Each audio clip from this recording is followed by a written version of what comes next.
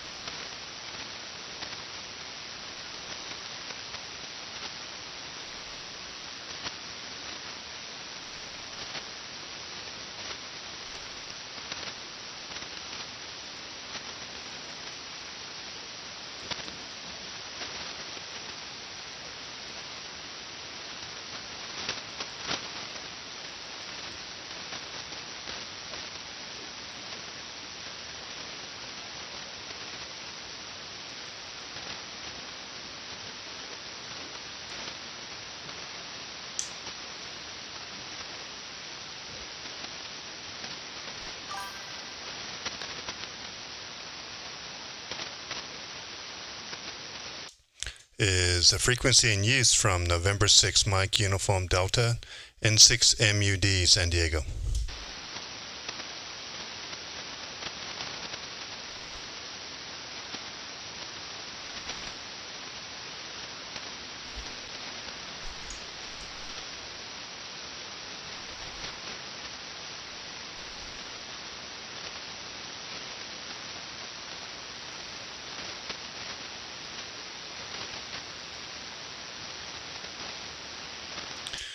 November 6 Mike Uniform Delta, listening on 7.173, live streaming on YouTube.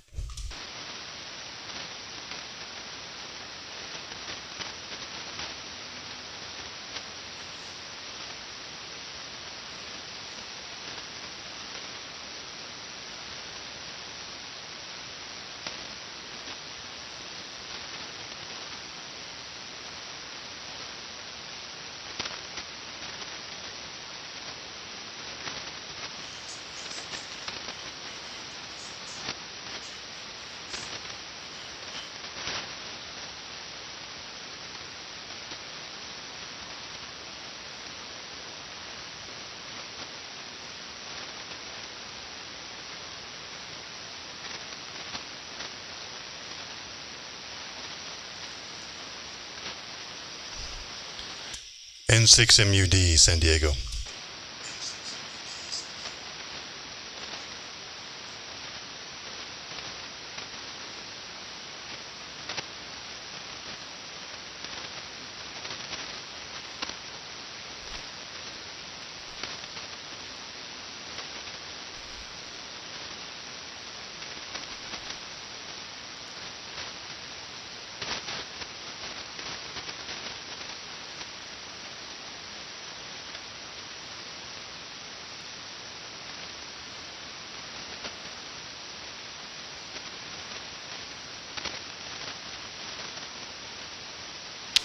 Not sure why we're not live here on the website. Oh well. Maybe it'll take a couple minutes to catch up.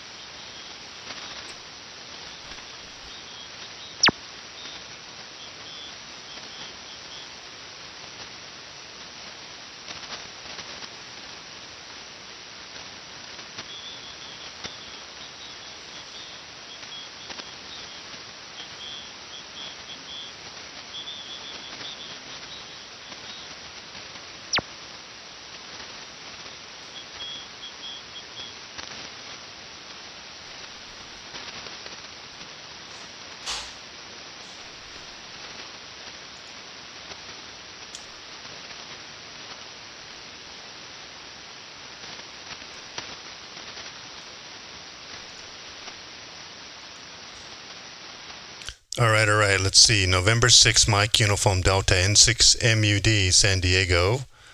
Listening on 7.173. Good evening.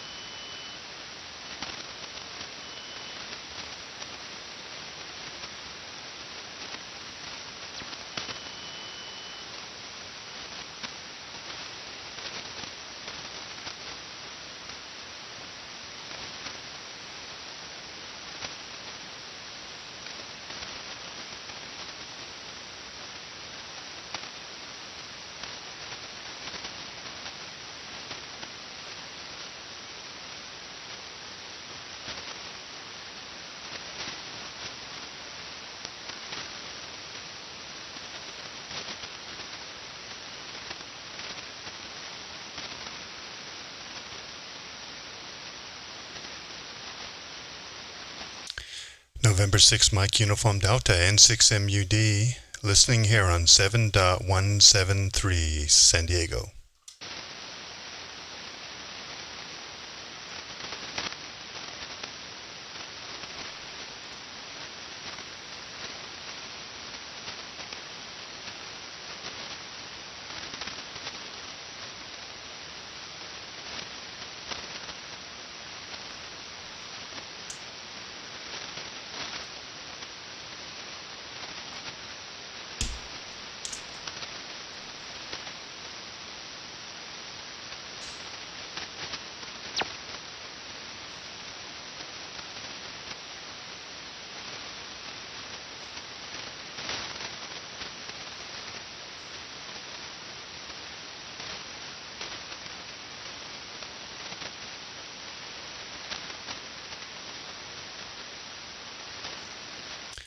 Looks like we've got pretty good band conditions according to the scope here, waterfall. So hopefully we'll have better conditions this evening than last night. Last night was very, very strange. So we ended the stream early last night. But anyway, hopefully this evening is better from N6MUD, live streaming on YouTube, West Coast, San Diego.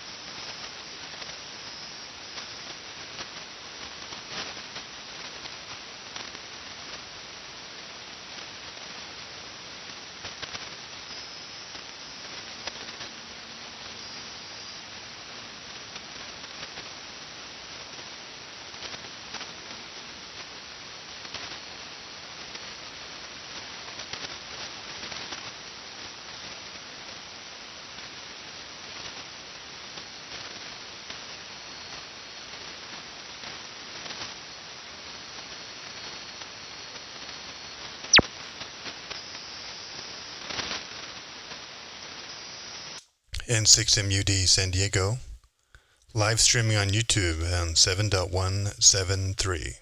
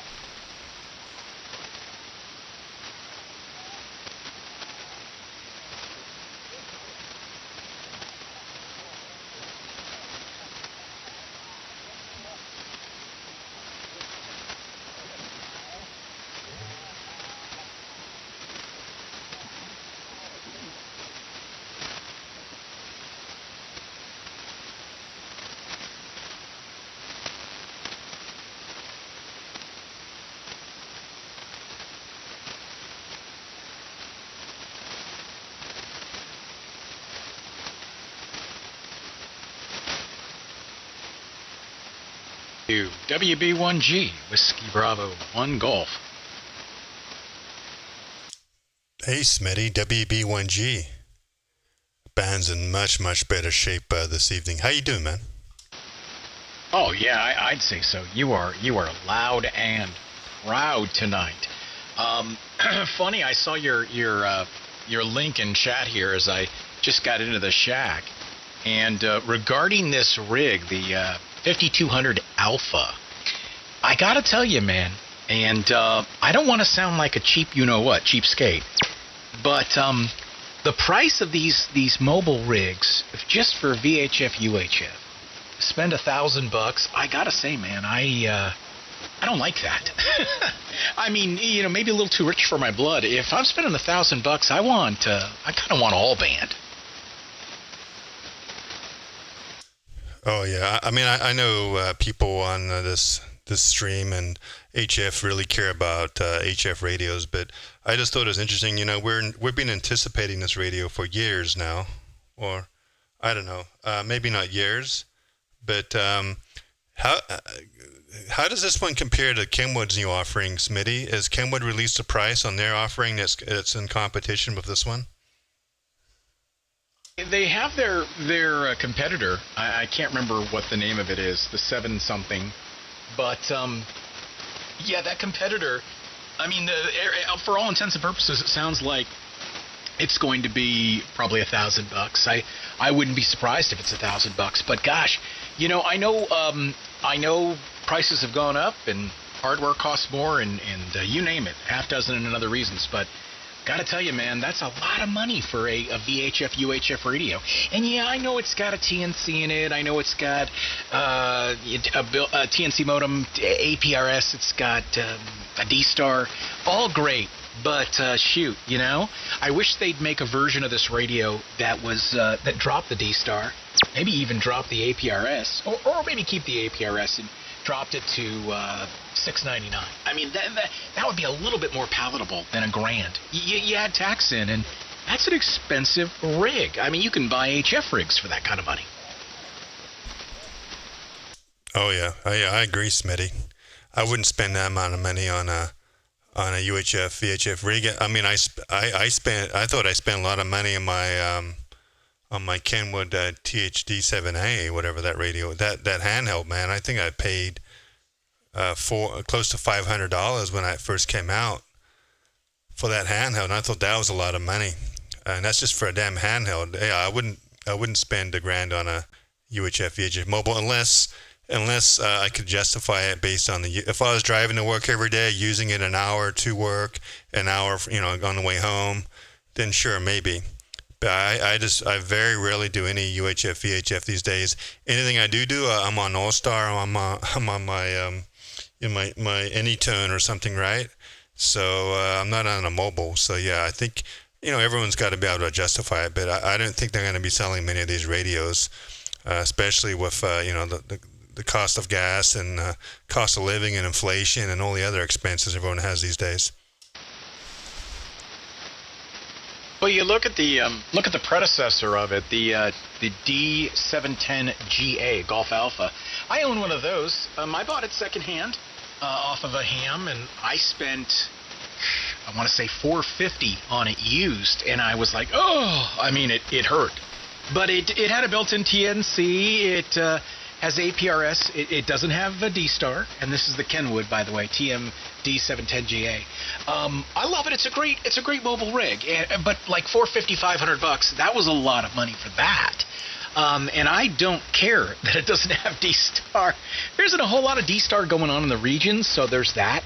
But yeah, I just they're just getting more and more expensive, and it doesn't bode well to the newcomers in the hobby that want to get their first VHF UHF rig installed in the car. Like you, I don't drive to work, so I'm not in the car enough. I mean, shoot, I use 1 tank of gas a month, just putzing around town. And sometimes I don't turn the radio on for weeks at a time. So, I'm not the buyer. I know that I'm not the demographic or the buyer. But gosh, again, you gotta believe that's some steep price right there for a rig. Yeah, and with China and all their cheaper radios, I mean, you really got to justify buying a $1,000 radio these days. So anyway, I'm sure, the the Icom diehard fanboys out there will probably buy 2 or 3 of these radios, but, it's not my cup of tea. I'd rather put the money towards HF gear or something, because I'm pretty content with my Anytone and my Kenwood THD7A. Does D-Star, so it does everything I need to do. I've got a old Icom, I can't remember. It's got D-Star mobile radio that I don't do D-Star on much anymore. Really old. It's probably like 10 years old, but it does everything I need to do. So I don't really do APRS anymore. If I did APRS, I probably would have a dedicated tracker, for that. I wouldn't necessarily buy a radio, a UHF, VHF radio. I'd have a module or something that does it. But I don't know, Smitty. There's so many different ways these days to do tracking, right? With Starlink and all the other, and your phone and internet and all that stuff. It's way more reliable. N6MUD, live streaming on YouTube. Good evening. Oh yeah, absolutely. It's funny. I got a D75, Kenwood D75 HT. I bought it used off of a ham who I think had buyer's remorse and regret and was trying to unload it. I ended up buying it for $300. Works great, no issue whatsoever. The 75, a nice radio, but I got to tell you, its retail price is still $700 new. And I get a little gun shy to take it out, so I end up taking out my cheap Chinese radios because I don't want to damage the Kenwood. So what good is a radio if you're scared? And scared's a strong word, but if you're worried about scratching it up? Well, when you've got a $700 HT, that happens. What I don't understand though, and I'm just for that price point, albeit I know it's a base station radio, but you look at like the 7100, right? Which you can kind of adapt that for a vehicle. Depending on your vehicle, you can kind of make that work. And that's all band with D-Star. Now, I don't think it has it definitely doesn't have a TNC and APRS, so you'd be sacrificing APRS, but you're getting an all-band radio at, what is this? Is it 100 watts or 50? Gotta look here, do a little research, but $899 right now for that. So it's $100 less. Again, you're getting rid of APRS, but you're gaining HF,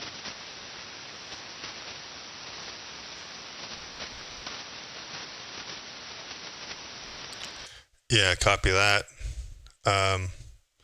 Just reading Steve's post there. Well, I tell you this, man.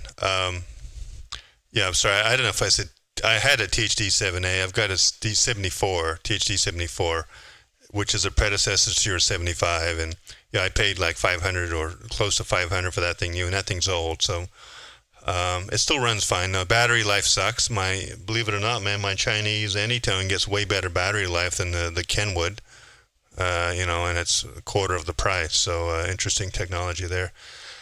Let's see here, Steve.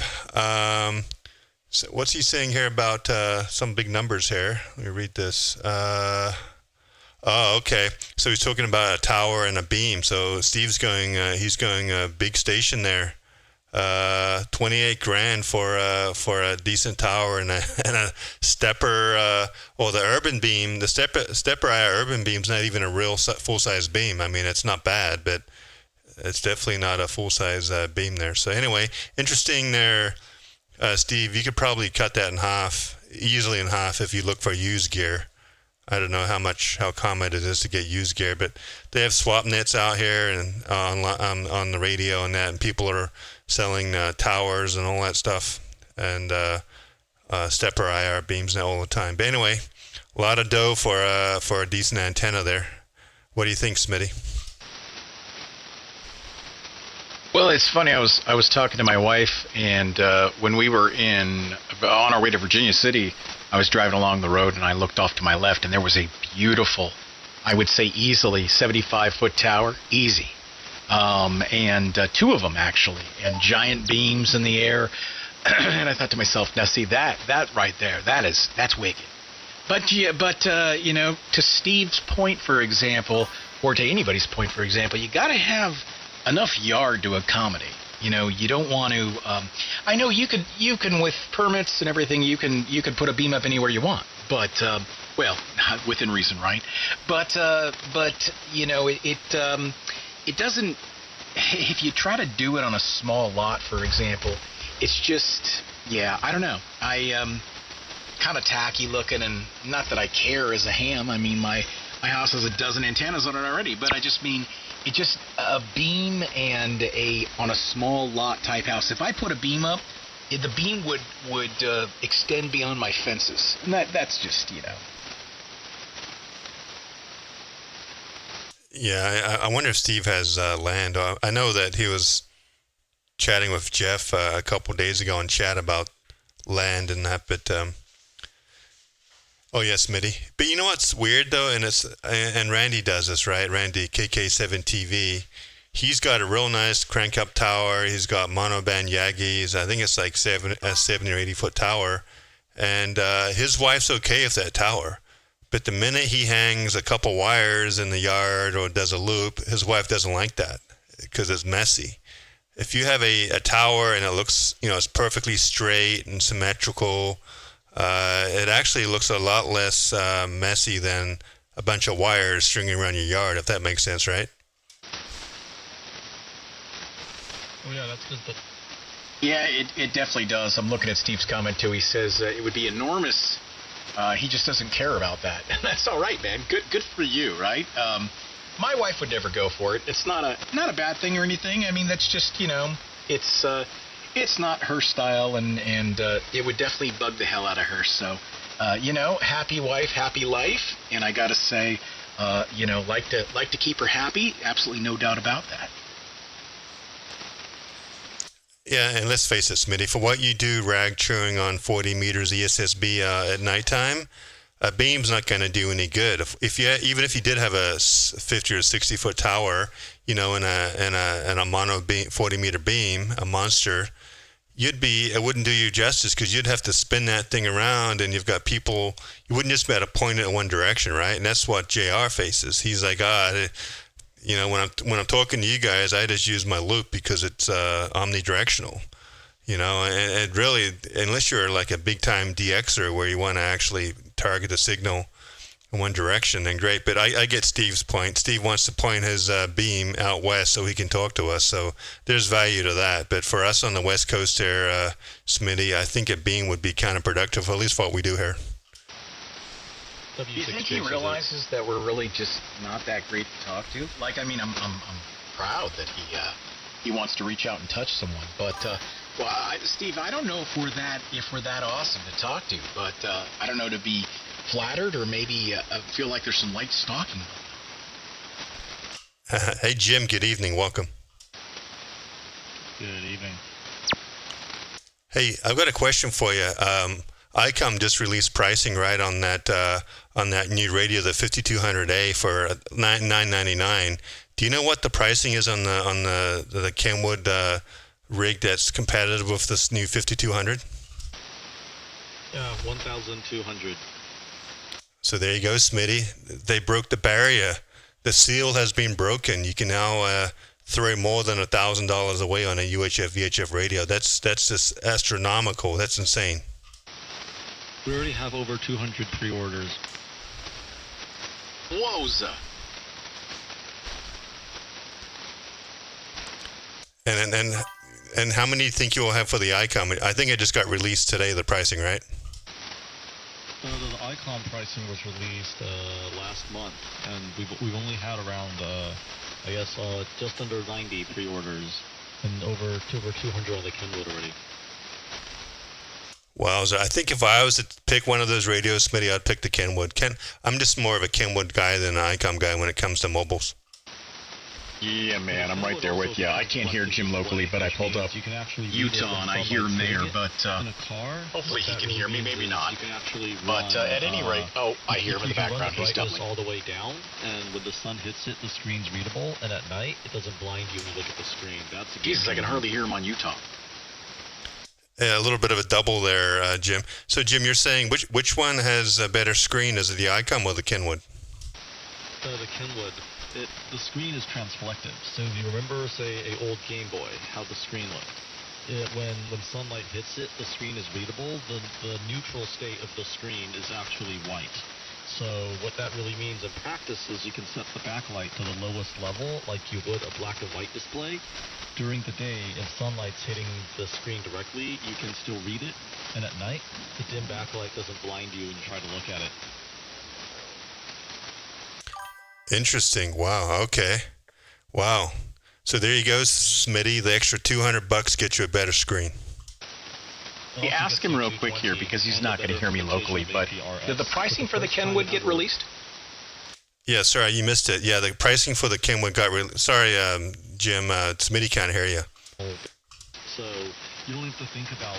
He's doubling with me. You switch to your 144.39 channel, APRS turns on. You decide you want to talk to the repeater, and you QSY over to a different frequency, APRS turns on. Interesting. So, Jim, I doubled with you a little bit there, and Smitty can't hear you. But Smitty, the new Kenwood pricing is released for $1,200, so it's a couple $100 more than the Icom. And Jim's just saying that the screen on the Kenwood is much easier to see in the sun and bright light. So, yeah, there's that. Oh, I gotta say, man, still, I hate to say it, but that's a lot of bread, a lot of cheddar for $1,200, man. Oof. Yeah, I don't know. I think is the band going long? Because I can hear both you guys pretty good, but I guess you guys are too close, and it's 8:30 at night, so conditions are probably a bit longer than what they usually are this time of the night. That's what she said. Yeah, I don't hear them. I hear a little squeak locally, and then on Utah I hear pretty soft there too. So not strong in Utah and not strong local, but he's strong to you, and that's good.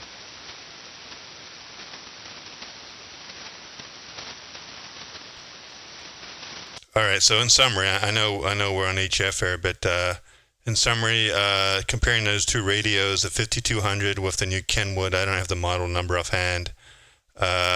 Both new radios recently on pre-order, and the Icom 5200 is $999, and then the new Kenwood is $1,200. I think they have similar features except for the screen. Real quick, Jim, what other features is really the major features that differentiate both of those radios? Yeah, so the Kenwood has 220 as a third band, whereas the Icom is only 2 meter and 70 centimeter. The Kenwood also has a much better implementation of APRS. The Kenwood also does voice readout, so if you're a blind ham, that's really the only radio you can use. It's got a very comprehensive readout, almost on the level of, say, computer screen readers. There you go. So hands down, the Kenwood's got a few features there. I'll summarize. It does 220, which is another band there. It's not too popular, but I guess West Coast, Southern Cal is kind of popular. 220. Kenwood does APRS better. Obviously, Kenwood's been doing APRS for many years, and it's always been number one as far as I'm concerned at APRS. And then finally, if you're blind or if you're sight impaired, the Kenwood has a screen reader. So those are the three major things. So there you go. And a summary from the expert who's out of HRO up in Sacramento. Thanks for the info there, Jim. You're welcome. W6J.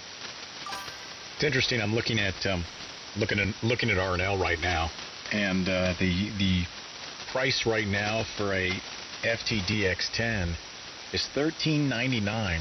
And that's only $199 more than a VHF, UHF, and 220 mobile.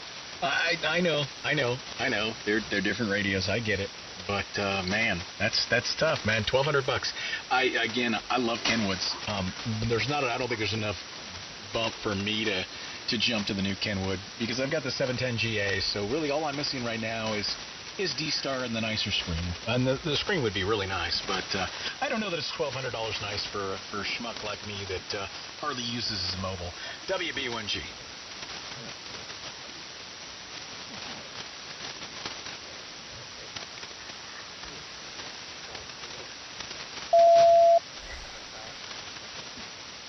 All right, we're good. So Jim, how much power are you running tonight, man? Your signal seems pretty good. I'm just kind of curious. I'm trying to get a feeling. I mean, your audio sounds fantastic. And you're running, by the way, everyone, Jim is running Ether. Not sure what you build there. Hey, Jim, I've been playing around with Ether on my Hermes Lite, and there's some good features in Ether. But are you aware of the latest feature where you can use KiwiSDR for diversity? It's kind of a cool feature on the latest version. Yeah, I've played with that before. I am running, let's see, just under 1,000 watts tonight. Over. Okay, well that last one you're 10/9, so good signal down here to San Diego. Yeah, I usually don't run my amp at full legal. I feel like, running it at 1,000 is the sweet spot. The amp likes that. If I run it at legal, the meter gets way too close to the red. Not living until you're redlining. Yeah, Jim, if you go to n6mud.com, at the top of the page, I've got my frequency, and I've got the current live. It refreshes every couple seconds, but my current live transmit power from my amplifier. So there you go. I keep it legal. That makes me keep it legal there under 1,500 because I'm transmitting to the world my current power output there. Over. Ah, very nice. So when I drive and I run APRS, you can catch me doing 80 on the 80. There you go. And that Prius, right? Yeah. Here's the thing. Look, I don't understand everyone who drives Priuses like the grandmas do. You put your foot down, that thing's got some get up and go. So, and I think it's everyone staring at the MPG meter and not realizing what it could do. Tell Jeff that. Jeff, K5 BLS and his Challenger. Yeah, like I said, all these newfangled cars that have an MPG meter. We also have a 2012 Honda Civic. That one's also got an MPG meter. And I tell my mom, that's not the speedometer. The speedometer is that big number in the center. So just put it down and get it to 65.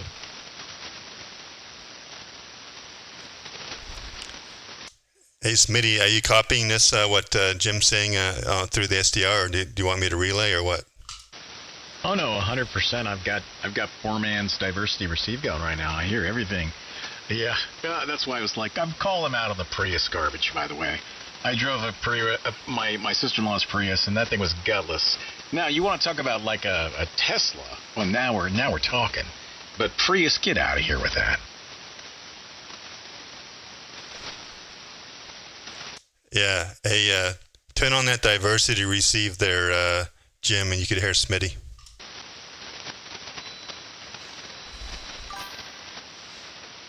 And regarding my love of Kenwood, I too have a passion for Kenwood.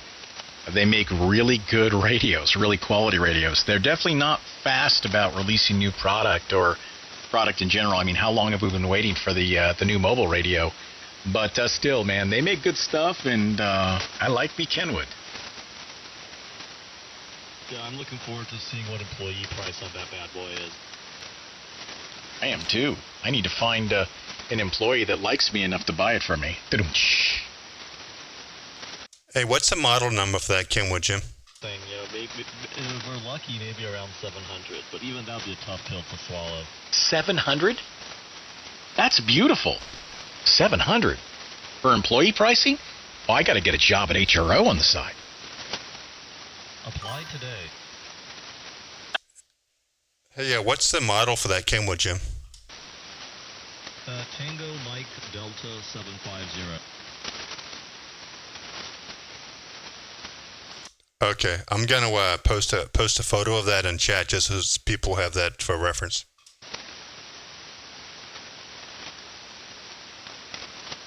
I'll tell you what. Looking at the radio face, it's not as attractive as the Icom. At least at first glance. I'm looking at them both.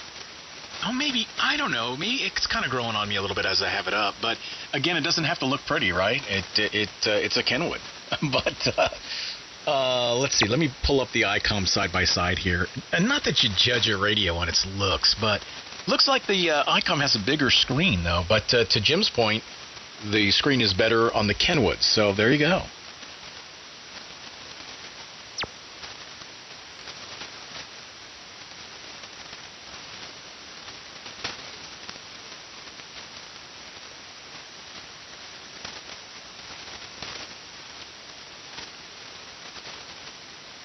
switching gears a little bit here.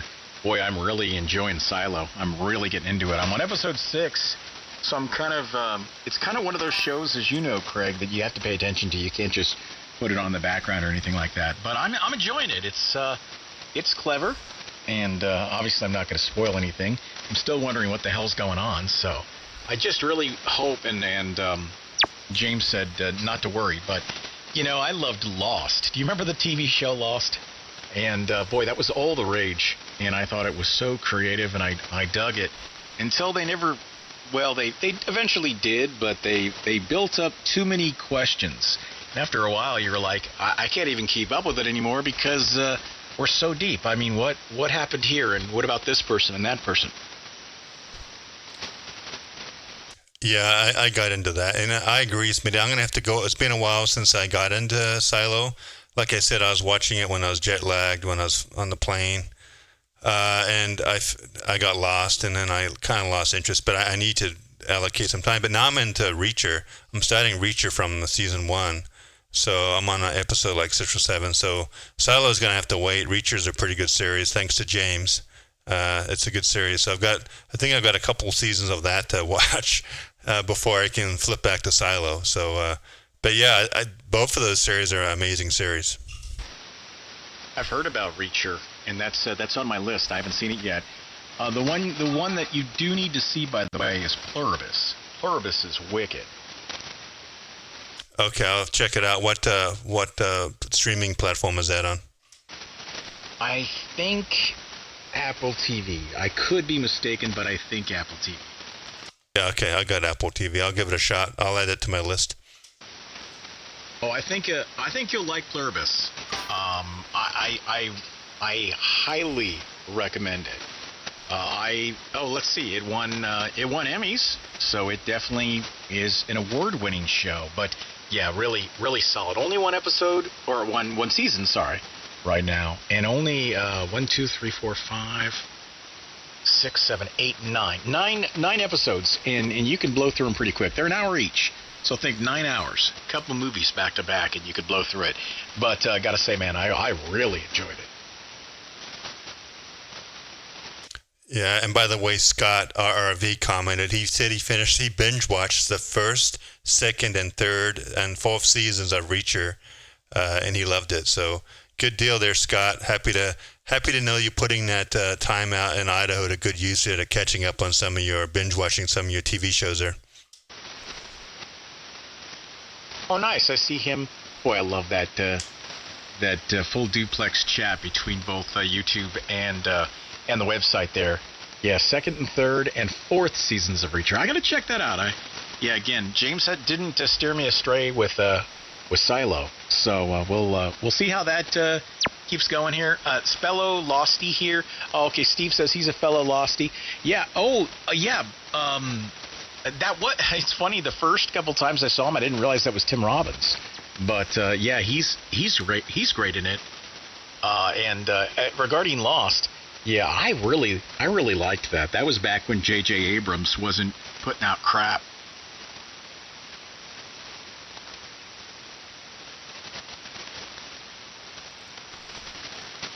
Yeah, N6MUD for ID live streaming. So Jim, what recent TV shows have you been watching? Have you been had any time to watch shows, or have you been too busy getting ready for your fiance's visit here?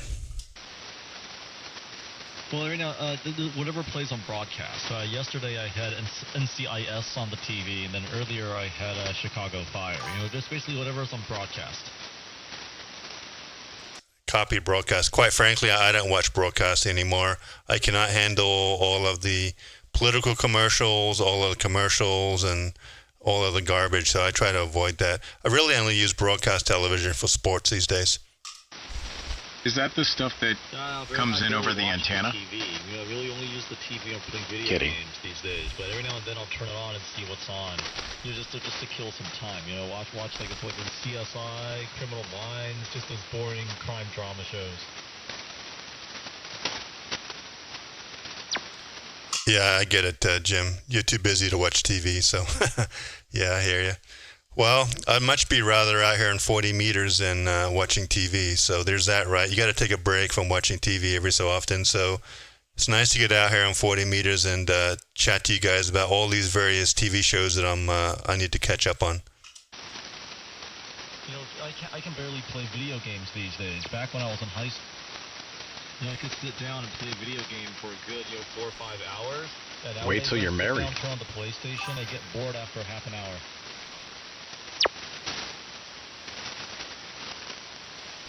Yeah, copy getting bored. Well, you know, hopefully when you get married there, Jim, you have some other things to take up more of your time there. Ain't that the truth? Absolutely. I'm already planning for it. Cleaning up the house, getting everything ready for the wifey to come and settle in. So, yeah, the other thing is it's just I got way too laying down plastic in my life. So, that's like I can't in good consciousness sit down and sink 6 hours into a video game anymore like I could when I was in college. W6JC.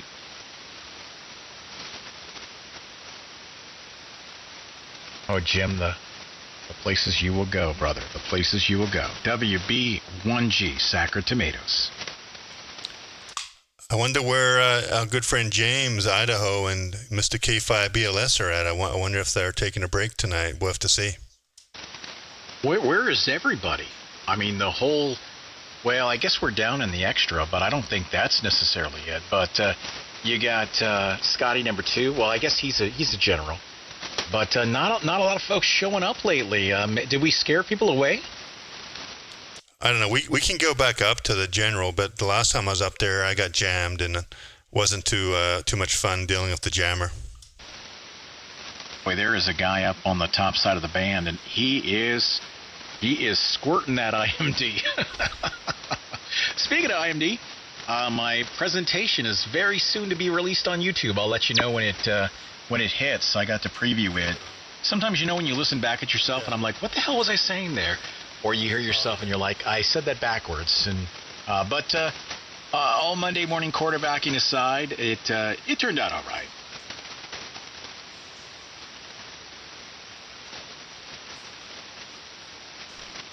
Okay, good deal, Smitty. Yeah, I know some guys that are looking forward to the video there, so I want to check it out too. I want to see how all that went down. So good deal. We can QSY up to like upper end of 40 or something above that 7280 signal if you think we'll get more participation. Because yeah, maybe there's probably a lot of guys that are just listening and wishing that we could transmit once in a while on the general. So maybe we can give that a go if it doesn't pick up down here in the general portion. Yeah, Roger. I have to do a bit of a drive-by here. I'm trying to balance a few things on this end, so I don't want to leave you hanging. I hope others show up here. I know you got Jim, but shoot, we gotta wrangle the troops here. And what happened to our crew? Well, we got Scotty in Idaho. We got James, who's doing whatever tonight. But like you got folks like I haven't even really heard Mark and Andy lately, so I don't know. Maybe I'm just not listening enough. But I need to step downstairs for a little bit. But I hope you're still out here, and I hope others join you and join in the fun. And I should be back in about 10, maybe 15 minutes tops.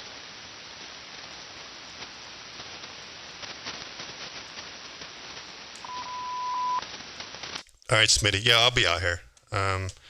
Just you know where to find me. Just look for my frequency on the website there. And yeah, we'll catch you soon there, Smitty. And not sure who else is out here. Jim, hopefully you're going to hang around a bit longer.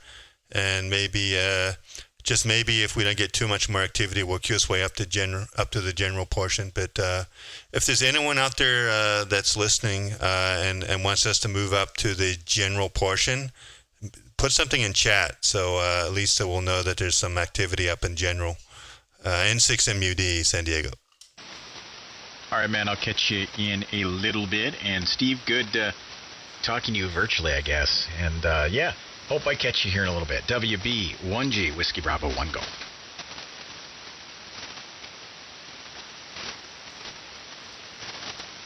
So Jim, you're putting out about 1 kilowatt right now, and you're still using the same dipole, right? With about what, 15 feet off the ground, somewhere around there? No, I'm on a delta loop now. Oh, tell me more. How high off the ground is the apex of the loop?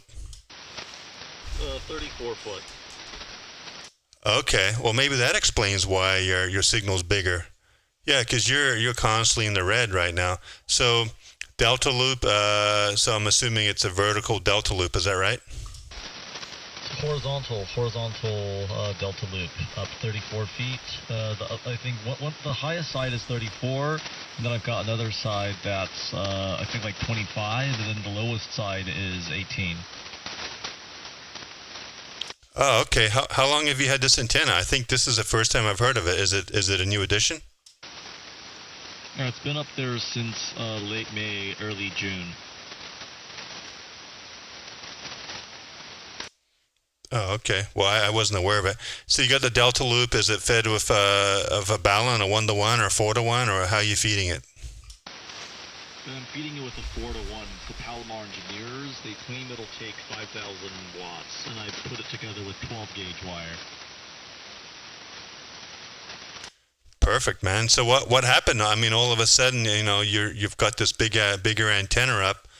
I think for all these years, you're struggling to get something in the air. What changed? Did you just decide to do it, or did you convince someone that is in their best interest to let you do it? No, I just had to put my foot down and do it. See, we have an HOA here, but they're very open with antennas, thanks to all the people putting up Starlink dishes and 5G cone antennas. So the HOA basically completely got rid of any and all antenna structure restrictions. So that was one of the motivations of doing it. The other one was just I had to get off my butt and put the thing together. Oh yeah. So help me out. What are you doing for your support? Like for my loop, I've got 2 fiberglass poles in each corner of the backyard. I've got a chimney and then a vent pipe. That makes up my 4 supports for my loop, and my yard's really small. And half my 40-meter loop hangs over my house. So I'm kind of curious, what are you doing for your supports on your loop? Yeah, so the feed point is hooked up to the eave of the house. So that's where the 4-to-1 is. I just put a little metal hook with a self-tapper into the awning and hung that from there. And then one side comes off of a tree, and the other side comes off of a 34-foot fiberglass mast. Well, very nice, man. That's awesome. Like I say, man, I must have missed it that you put your antenna up. So, cool deal. I know that you're struggling for a long time with that dipole real low to the ground. So now that you've put this antenna up, beyond 40 meters, how is it performing on 20? I mean, on 20 meters you get a little bit of gain. How's that working out for you on 20? Yeah, so I originally tried to cut it for 7.15, the middle of the 40-meter band, but it ended up getting a little shorter, so it actually resonates better on 7.2 than 7.15, so I think that's a bonus. So it's natively resonant on 7.2. I can get acceptable 20-meter performance without a tuner, and with the tuner I can get all the other bands 40 meters and above. So I've done 30 on it, I've done 15 on it, I've even done 10 on it. But yeah, so without a tuner at least I could do 40 and 20. Oh yeah, you know what you should do, man? I don't know if you're into it, but I hook up Whisper. I do Whisper every night, and it's amazing. You know what it is, but what it's amazing at, Jim, if you've got a bunch of, let Whisper play on, say, 40 meters for a couple weeks, and then make a change to your antenna, and then let it play, again for a week or two, and then you've got real hardcore data as to what that change did, and I think it's very useful when you're dealing with antennas. That's why on my website I've got a whole Whisper section. It's real-time activity on my Whisper, and that's really awesome for doing A/B comparisons for antennas. Yeah, very nice. Yeah, well now I got 3 of them in the backyard. I've got the delta loop, I've got the fan dipole, and I've got the end fed. So yeah, the farm grows. Oh, I thought maybe you could just get by one antenna, that loop. That's all I have is a loop, and that's it. Oh, I've got an end fed, but it really just goes down the center of my loop for diversity. But doesn't the loop kind of outperform most of those other antennas? It does. The only reason I haven't taken down my dipole is just because it's just up there. I've left it up there. The end fed I use for 80 meters, but the delta loop can't go down to 80 meters. The end fed can, not well, but at least if I want to do 80, I'll switch over to the end fed. Yeah, copy. And also, you could use that dipole for diversity. Hook it up to the flex for and use it for diversity if you ever get any like man-made interference. Like I get this interference every night, so there's always that option. You could use either that or the NFID for diversity receive antenna. Yeah, over here it's actually pretty quiet. None of our neighbors have solar panels, and the closest neighbor with an EV is like, I think, 5 doors down. It's got a Rivian truck, but as he's 5 doors down, and I barely hear it when he's charging. Yeah, you're lucky. I've got Tesla charges and washing machines and who knows whatever else, man. It's crazy. But diversity gets most of it out, rid of most of it. So I'm lucky for that. I got lucky with my diversity antenna. But yeah, I get it, man. It does take effort to take an antenna down, albeit a lot less effort than putting it up. But yeah, you still have to get to the feed point and yank it down, and that takes effort. Yeah, in terms of noise, my house is actually pretty noisy. Our washing machine is one of those inverter motors. Our big TV downstairs, believe it or not, 65-inch plasma. But so thankfully, usually when I'm watching TV downstairs, I'm watching TV, not on the radio. Then when I'm doing laundry, I'm also doing laundry. And plus, I think the washer only makes noise when the motor spins up. Once it reaches speed, it's pretty much HF silent.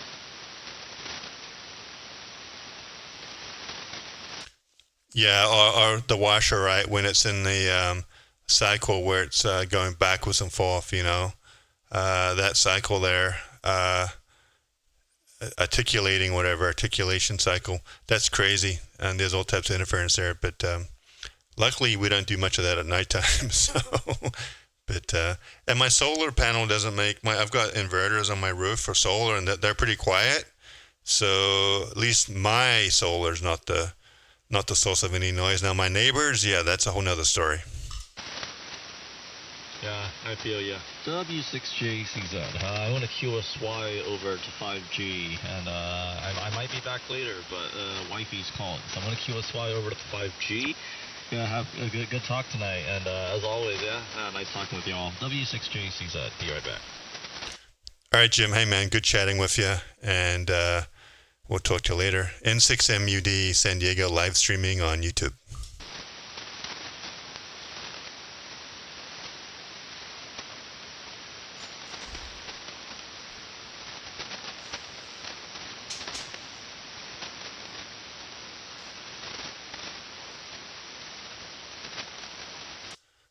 Kind of curious, Steve 88SA, any update on your call sign there, the new vanity call sign? Hopefully it'll come. You get some results here soon. Can't wait to hear what that new call sign is.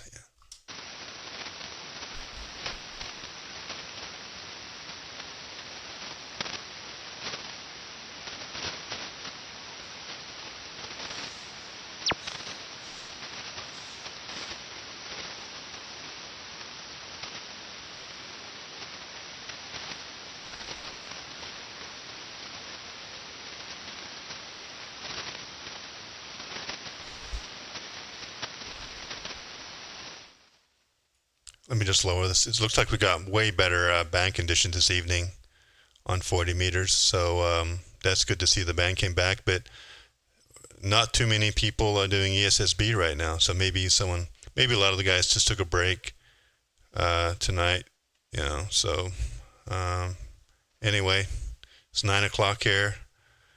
I'll hang out for a bit longer. Maybe wait for Smitty to come back and just hang out. If you want to bring stuff up in chat, let me know. In the meantime, I'll just let it play here and see if I can see any Y signals on the waterfall.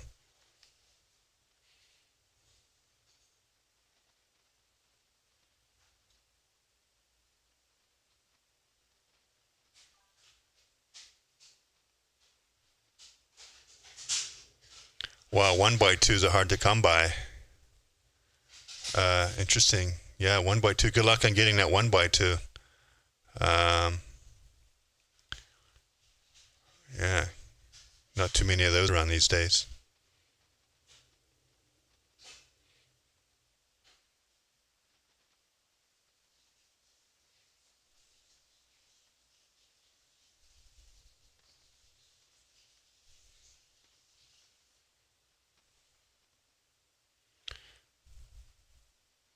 K7UDX, hey man, thanks for stopping by again. Way better band conditions this evening than last night. See who else is in chat here. I've been too busy talking here.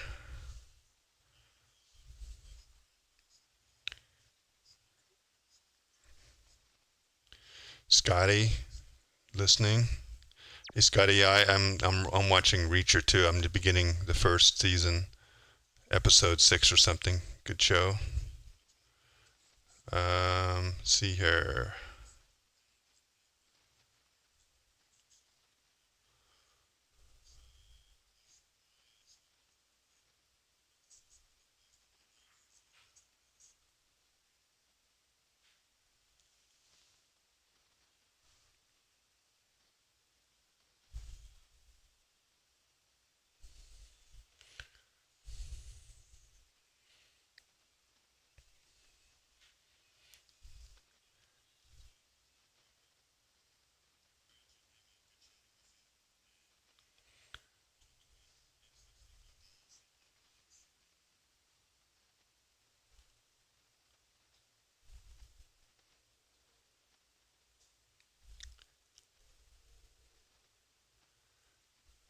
So Steve, I mean, you're dealing with potential cost here for putting up a tower, right? Not necessarily the physical hardware, but all of the surveying that has to be done because of the soil content. Interesting. I'm kind of curious. So at least out here, and when I've seen people put up towers, they dig a huge hole and they fill it whole with cement, and that cement acts as a ballast, so that basically so the tower doesn't go anywhere. So does that just mean you got to dig a deeper hole and use more cement, or what has to go on there? Maybe you can answer that question when you get a chance there, because I thought that's kind of what supports a tower is all of the rebar and basically the huge hole you got to dig.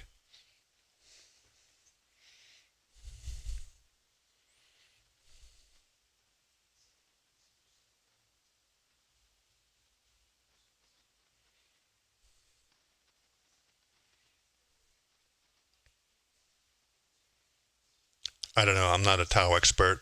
I've never had the property or any of the environment to even begin to think about putting a tower up, so I guess I'm just learning here.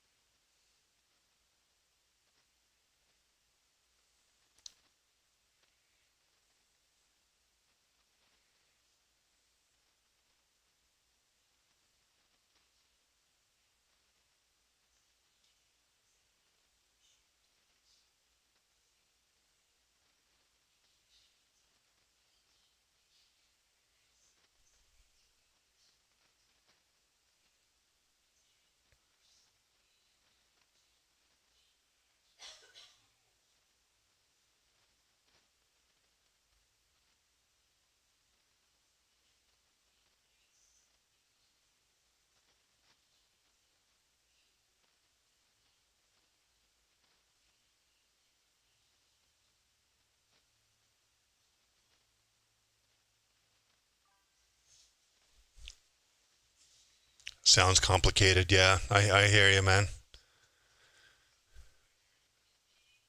And then digging that damn hole, that takes a lot of effort too. And then you got to dig it, put the rebar in, then come and get it inspected.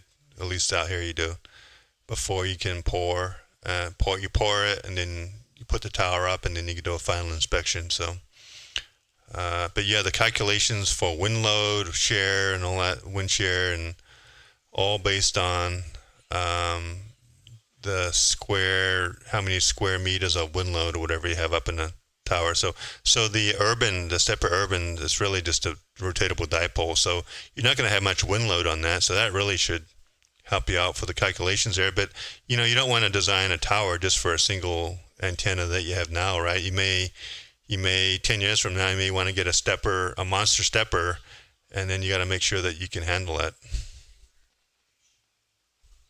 Yeah, Guy wires are ugly anyway, so.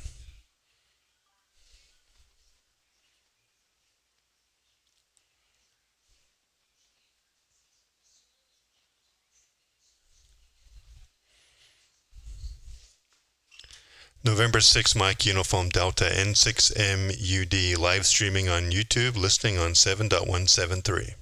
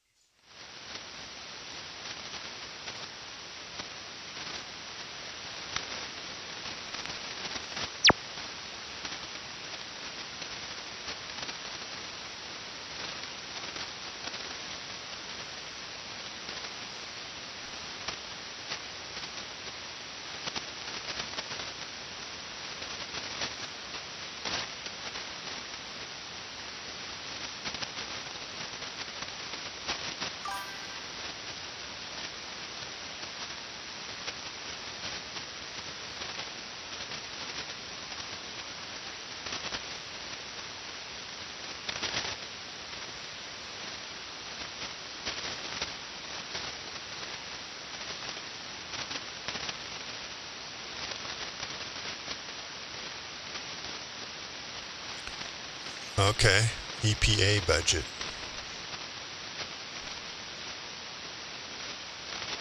Actually, I've talked to a couple guys with the urban Beam, and it's a pretty good antenna for what it is. So, I mean, obviously it's kind of compromised, but it's, you know, like you say, a rotatable dipole. So it's better than nothing for sure.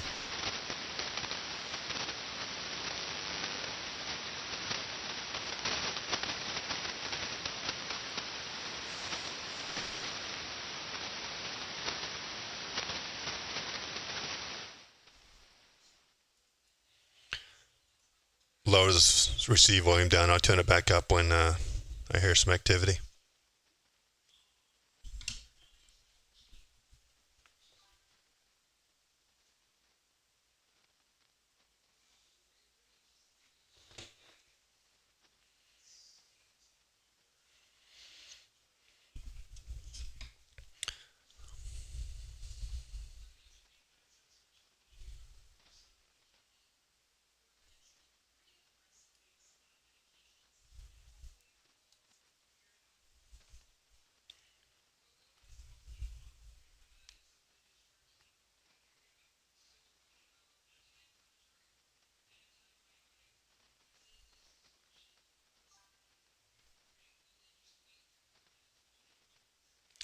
Yeah, SteppIR 3-element. That's SteppIR's.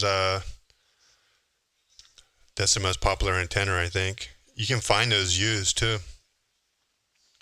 And now that SteppIR is officially supporting hams again, which is I found out about earlier in the week, because they announced a while ago they're no longer supporting amateur radio, but now they're supporting them for just not necessarily selling any new antennas. But from what I hear, they're supporting parts and warranty and stuff like that. So at least that'll give you peace of mind if you want some parts. Buy a bunch of the motors ahead of time and stock them. And the ribbons, buy some of the ribbons and that. So, the parts that have wear and tear on them. Future-proof yourself for the future.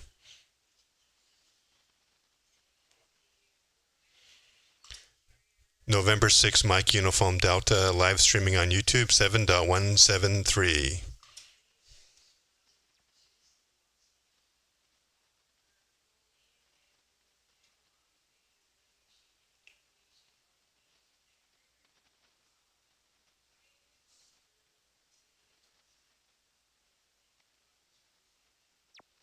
N6MS here in Valencia, California.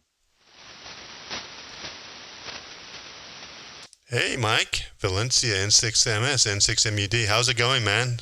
Just sitting here waiting for some activity, waiting for people to show up, but good to hear you on. How you doing out there? Can you hear me okay? How's the band conditions tonight? I think you're coming in pretty strong. I didn't look at the meter. Good evening. Oh, yeah, you're a good 20 over. It's real strong, so not too much noise. Yeah, I'm just kind of recovering from getting my kitchen remodeled, and I'm right in the middle of the project. And as I'm transmitting, I'm noticing my my light is flashing with my sound, so I think I'm overloading my AC circuit.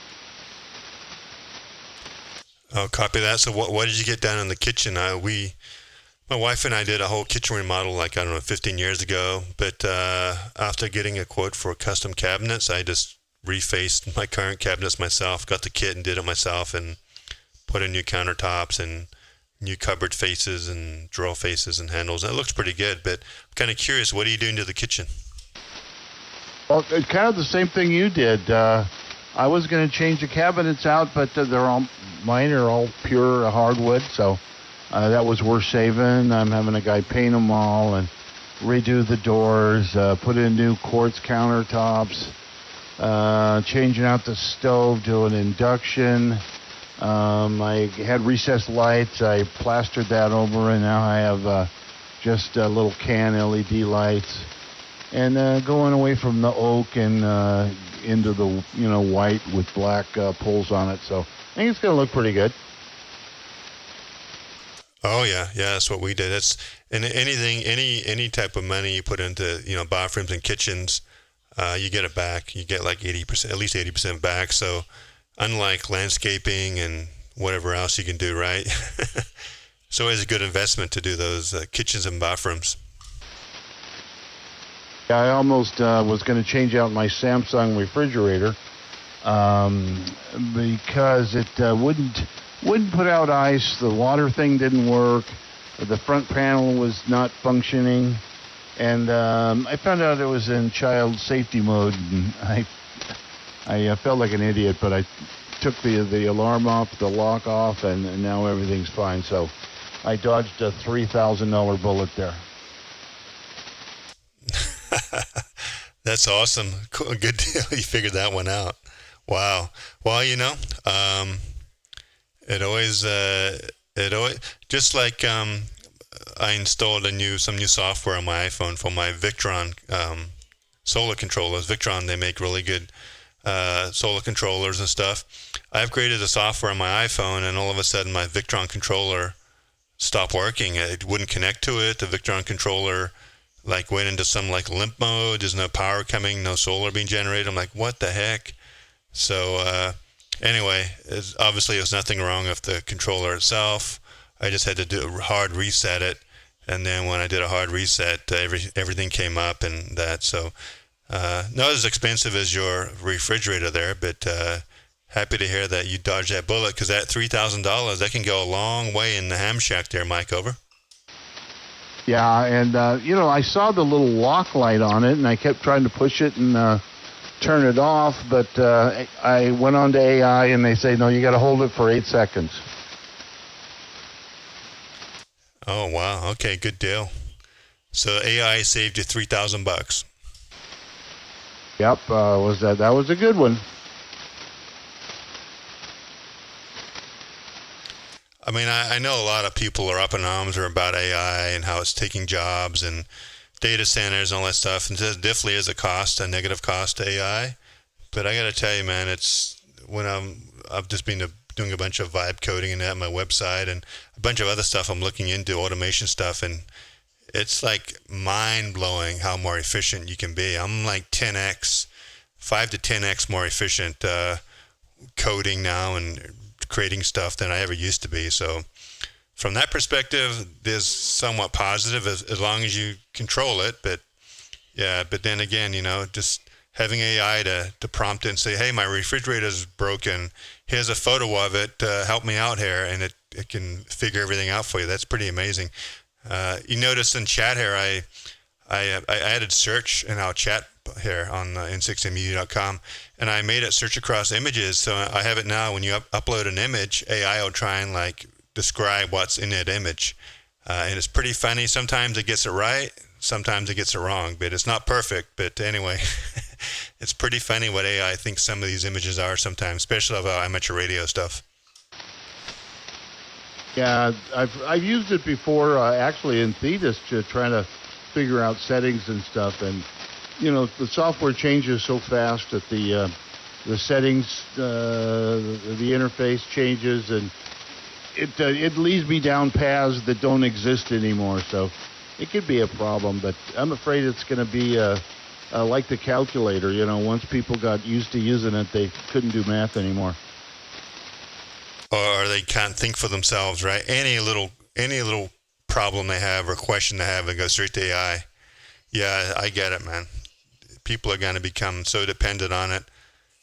The world's going to become so dependent on it. You're not going to have any critical thinking skills. You're just going to have to know how to prompt AI, and that's going to be, the better you are at knowing how AI works and how you prompt it, the more successful you are, the more money you make. Man, what's this world coming to, right?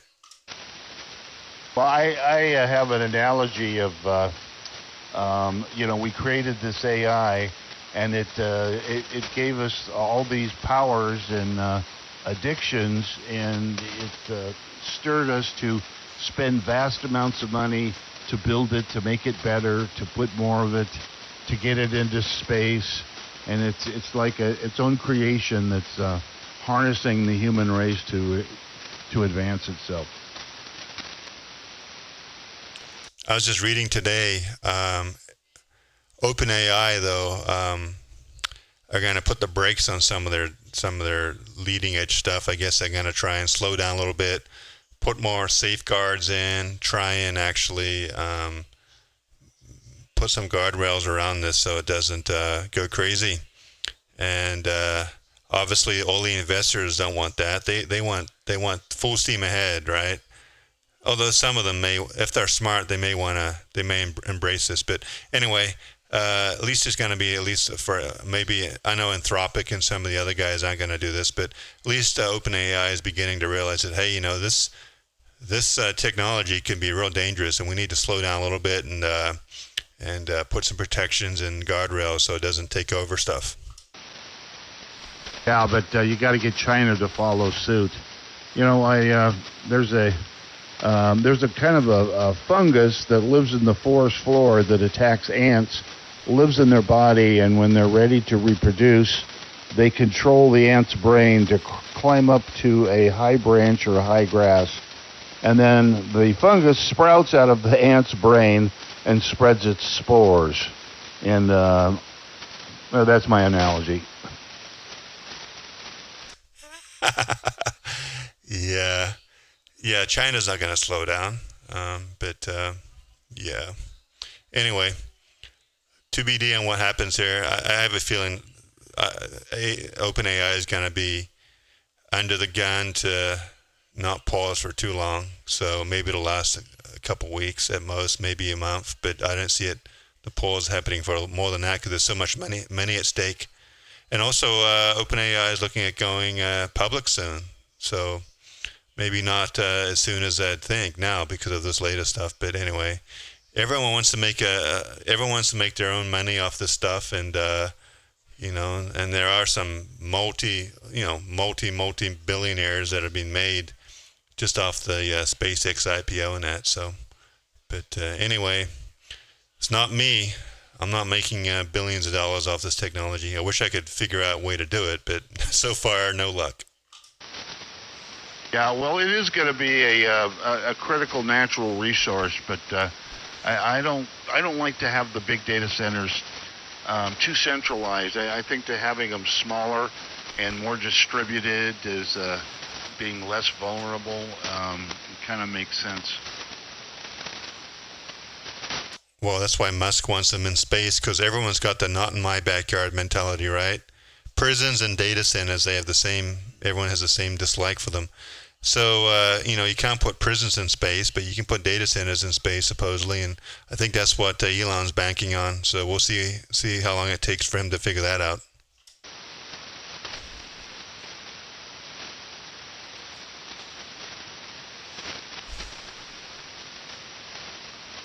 Alaska might be a good place. Anything north with its cooler and by more natural resources.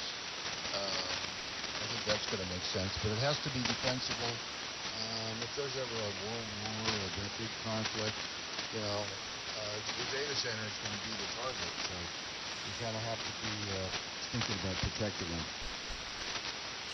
Oh yeah, well look what happened in Dubai. I think it's Dubai, or Saudi Arabia. Amazon and some other data centers there in those countries got taken out by Iran. So yeah, good point on that. 100%. Put them on the ground, right, and then pipe in cold air from somewhere. You just dropped down. Did your amp keep out, or the band going on? I think the band's going along. You're down to S8 there too, so I don't know. Maybe the band's going to go along tonight, but I can still copy you, but it's nowhere near the 15 over that you were. Well, what it does is the guys in Oregon and Arizona and stuff will come in strong and they'll kind of fade away. Yeah, copy that. N6MUD. Yeah, I hear you, Steve, about $1 billion. It's whatever, man. Once you get over 10 or 20 million, it doesn't really matter. For the most part, that's more. 50 million is more you can probably spend in your lifetime. So most people can. So, but yeah, yep. Just like when people win the lotteries, right? They don't claim it right away. They create a trust and a bunch of other stuff, and then they come and claim it, and that way no one knows who they are. None of the relatives, none of their friends have any idea that they've just inherited a bunch of money.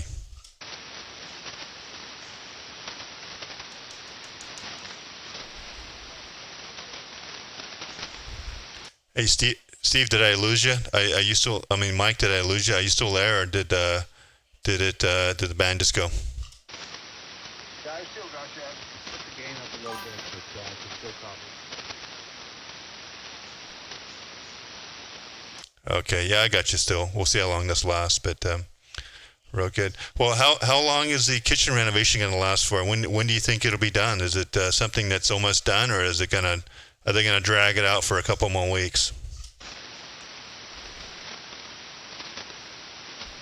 What was that again? I missed half of that. I was just wondering how long it'll be done. How long will it take until your kitchen renovation is done?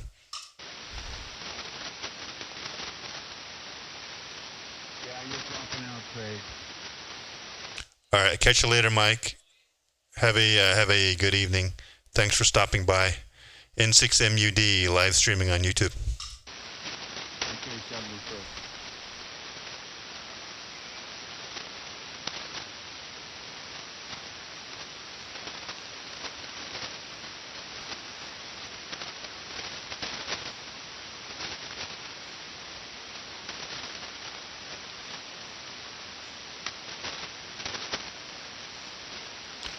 All right, anyone else want to get in here live streaming on YouTube? N6MUD on 7.173. We're down here in the extra portion, but we could QSY up to the general if anyone in general wants to put something in chat. If you want to try and get on the stream or just chat via RF, let me know. I'll QSY up to the general band.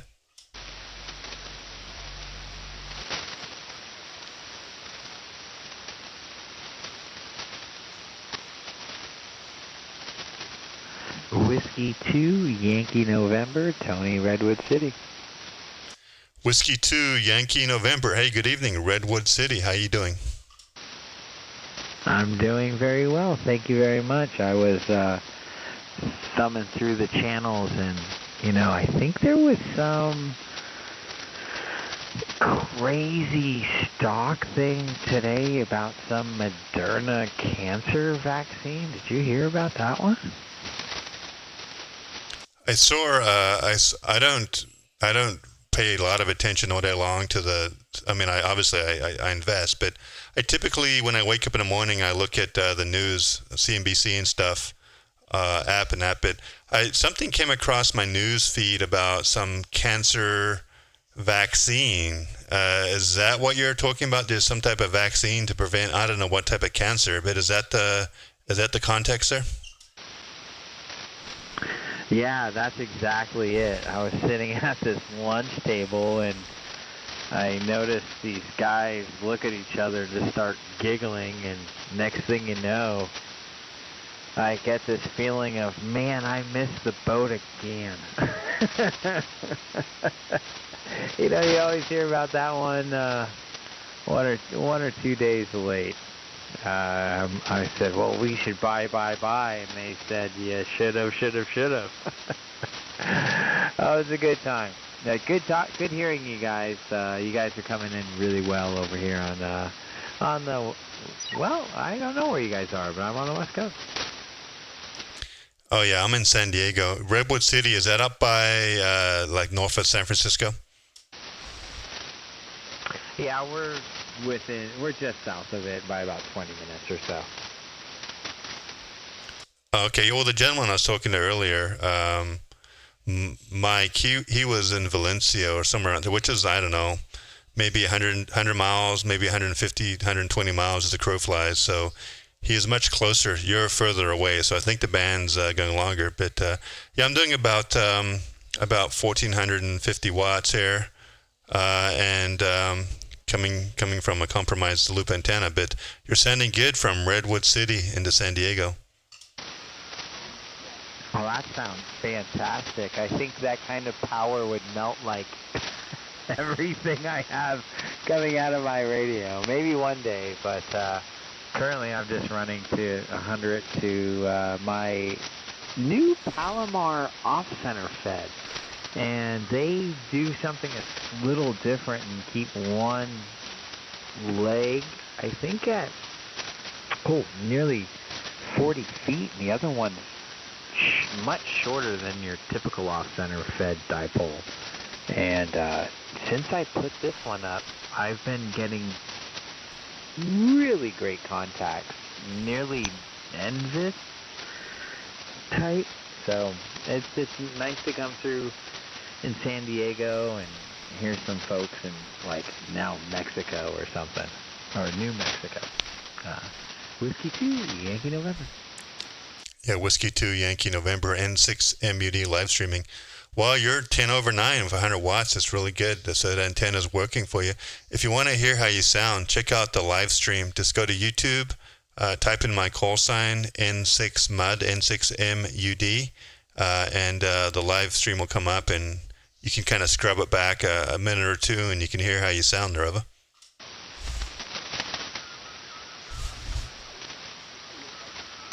Oh, thank you so much. That's nice to know. I wish I liked listening to how I sound. It's like, oh man, I always hear myself and think, gosh, do I sound so nasally? I should blow my nose or use some kind of, like, saltwater rinse. Yeah, everyone hates hearing themselves, including myself. So, but no, you'd be surprised how good you sound for 100 watts. I'm pretty impressed. I forgot the radio. Are you in an Icom or Yaesu? Are you in an Icom radio there? Or it sounds like an Icom, but I could be wrong. What's the rig? I have a Yaesu DX10, and I think I'm actually kind of surprised I'm doing so well into San Diego, because I have one leg pointing north and one leg pointing south, like not too terrible. So yeah, it's pretty impressive. A Redwood station? Go ahead. Yeah, here in Valencia, in SoCal. You're a big 20 over. Yes, sir. I think I'm having a problem with that time. Well, now I'm pretty happy I put this antenna on up there. I really appreciate the audio quality feedback. I had a Buckmaster up there for a long time that my Elmer gave me, and I just loved it. But I think the legs got a little long, so until I get working on that, I'll throw this up there for the meantime. Really appreciate it. Nice talking to you guys. I'm going to hit the head and say goodnight, and look forward to talking to both of you tomorrow. Can I get the Valencia station call sign and N6MUD? Is that correct? Yeah, N6 MUD, like Mud Duck. N6 Mike Uniform Delta. Mike Uniform Delta. Thank you so much. And can I please get the other call sign, please? November 6, Mike Sierra.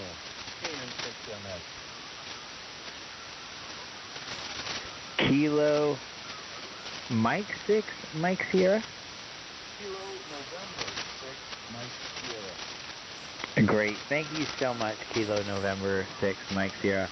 Hope you guys have a fantastic evening, and I'm going to just QRZ our contact. 73. All right, have a good evening. Hey, thanks for stopping by. And yeah, that antenna's playing well for you. N6MUD, San Diego.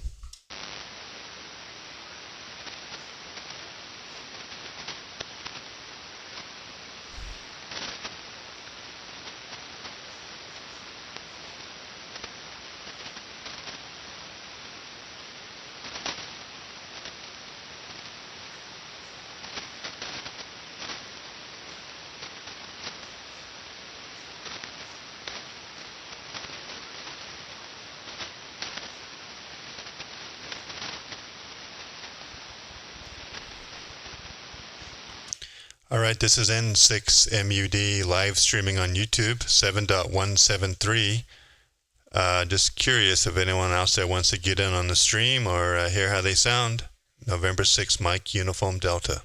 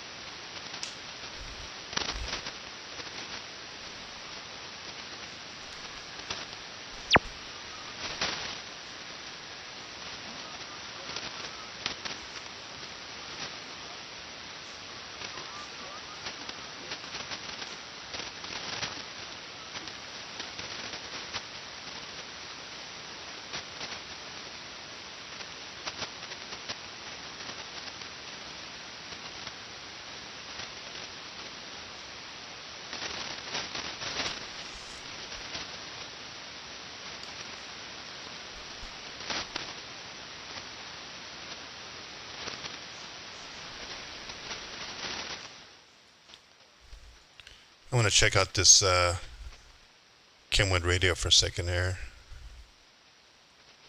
The D750.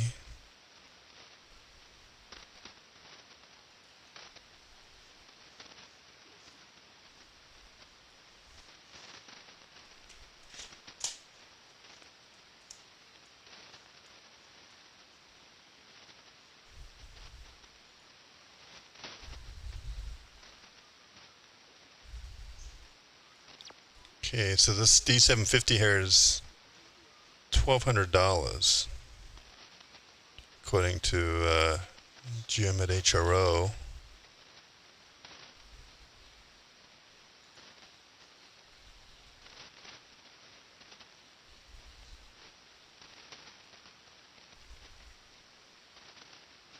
Interesting.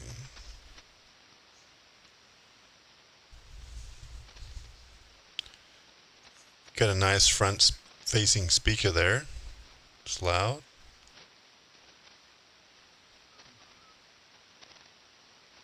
I don't know. I wouldn't pay $1,200 for it, but nice radio.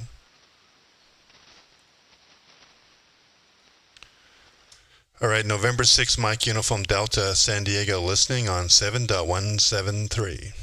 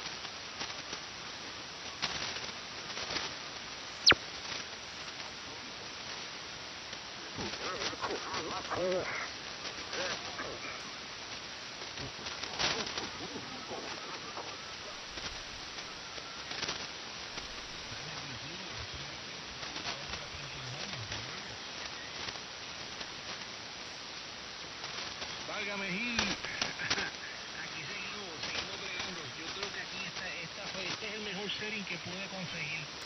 Great.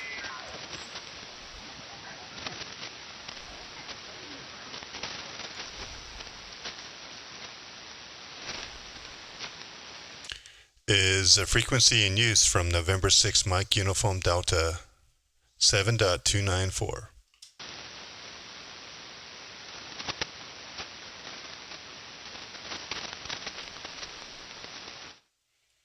All right, I QSY'd up the general portion to get some more activity here potentially, so anyone who wants to jump in, 7.294, listening out for you.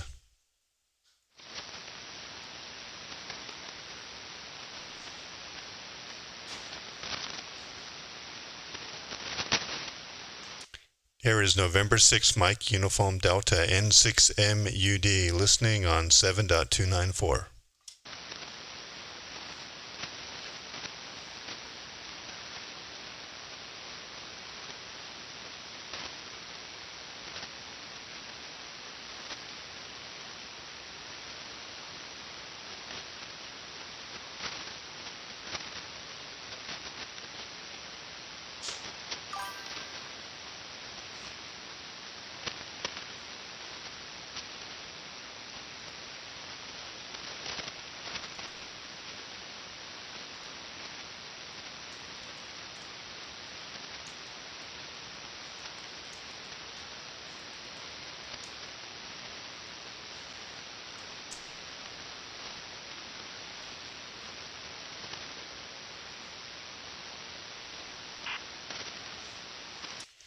N6MUD, November 6 Mike Uniform Delta, listening on 7.294.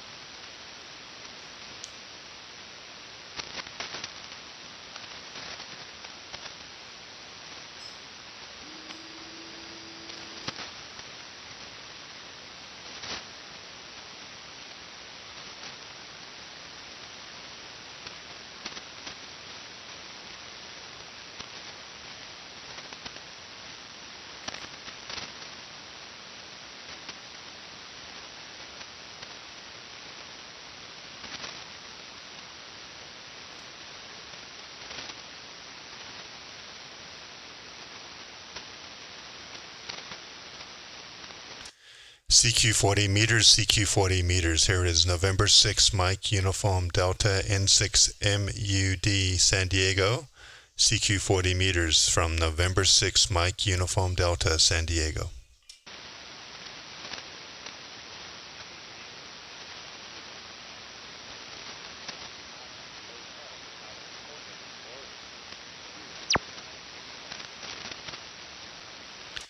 All I heard was a hotel. I heard someone out there, but I just heard the hotel. Try it one more time.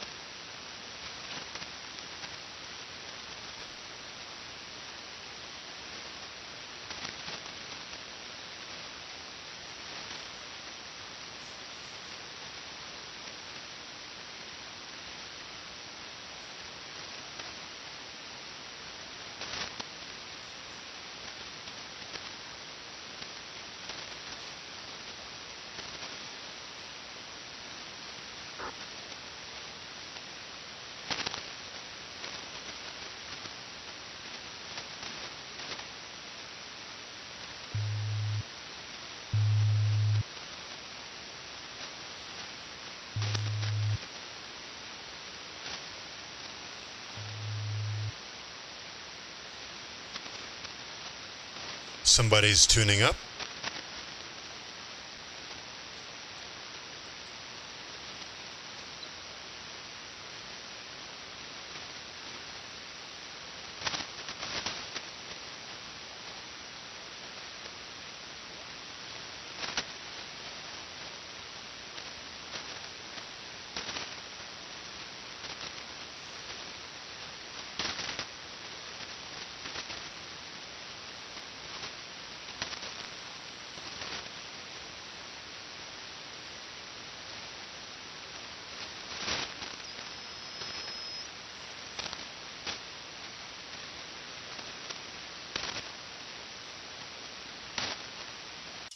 November 6 Mike Uniform Delta, listening on 7.294, live streaming on YouTube.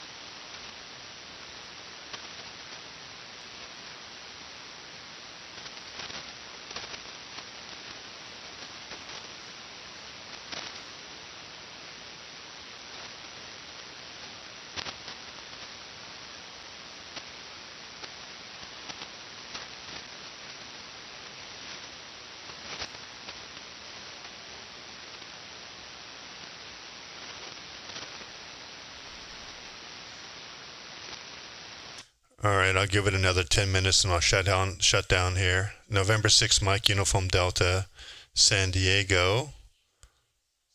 Just live streaming. Anyone else out there want to jump in and see how they sound in the live stream? Tune up 7.294 out of San Diego, California, West Coast.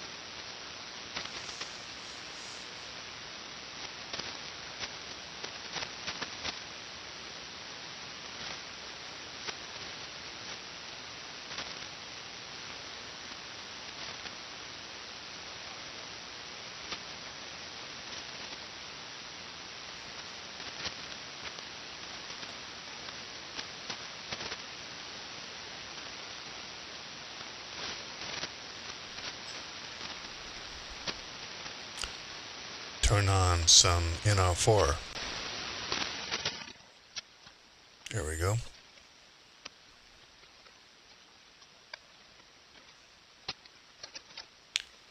I don't know what's happened to the activity tonight. Not too many people in the band. Maybe last night's bad conditions scared everyone away. I don't know. But like anything, a new day, new conditions. So typically the band recovers after, I don't know, 6 to 12 hours on an average day. So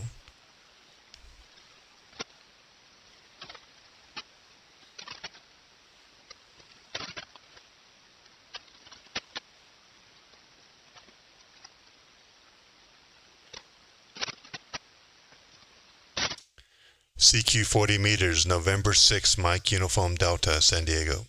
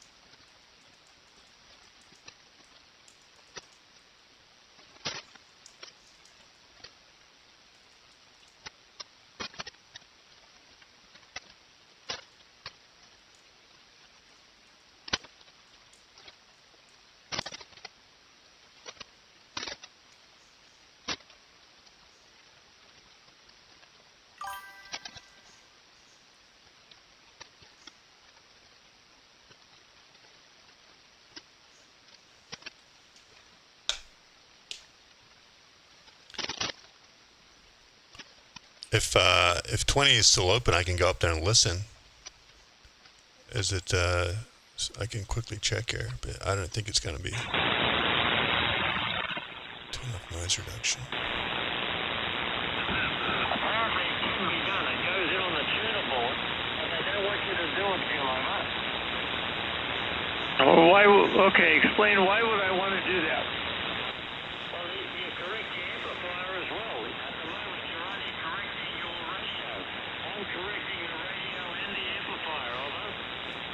Okay, well, I'd like to think my amplifier doesn't need correcting. Well, you'll get up to near minus 70 third order. You wouldn't be anywhere near minus 70 at the moment. Yeah, you're probably right. Yeah, and I actually have two RF kit amplifiers here. It's kind of an interesting story how I ended up with two of them. But I've got one sitting here. I could flip a couple switches and be on that one. But it's the one. Both of them have the later model LDMOS devices, the updated platforms. But it's not the later one. It's not the newest one, the S model. But it works great, you know. And they make no noise, no fan noise. They just work, and they're not that heavy. You know, I can walk up and down the stairs with them. I used to have a Alpha. I don't know where these guys are at, but probably East Coast.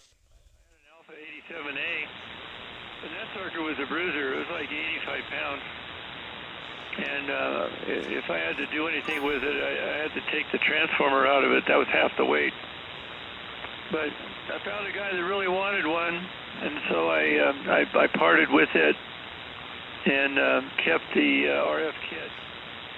And then I ended up getting another RF kit because a guy that I talked to on the radio one day had one, and he had it almost all assembled, and he also had an Alpha 87. But he got the RF kit just about all put together, and he thought and said, you know what? RF kit is the same amplifier that I'm using right here. At a discounted price. That's how I ended up with two of them over, and two golf. Yeah, fair enough. Yep. Well, that's great. I've got two water cooled and another solid state, and the one I've always had a spare one of everything, but I'm a bit of a, I like to have a tube everywhere around the place, and okay on the office. I don't do much on 20, so see what diversity can do here.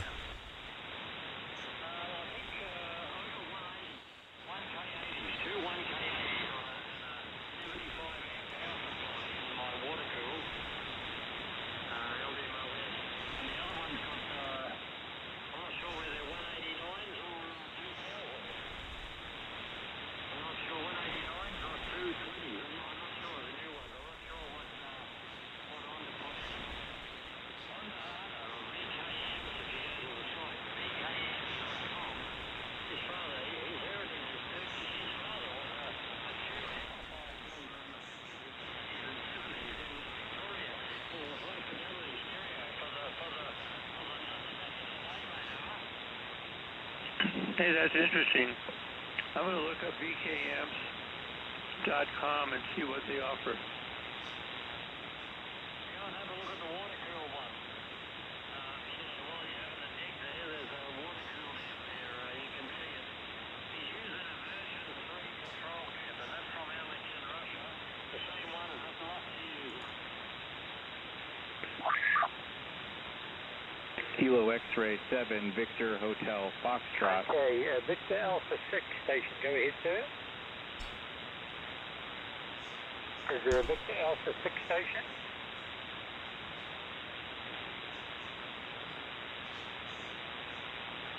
Oh, sorry about that. Right, okay, we've got this on Whiskey Alpha 6 Bravo Kilo radio from ZL1LU returning here. Thank you for coming back to the call. Not sure if you'd be Interesting, a ZL station. Good to know that ZLs can be heard out there at this time of the night. if when I move to New Zealand, I guess 20 meters would be the good band to talk back to all my buddies out here and on the West Coast.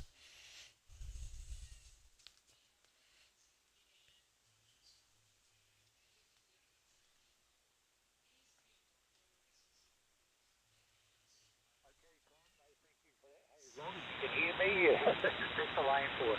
Tom, it's only 9 meters off the ground, but the altitude works. I'm pretty high here, so it works very well. I used to live down in the city, but like I say, 4 years ago I moved out here. It used to be 20 meters above the ground, and the sleepless nights I had, I tell you.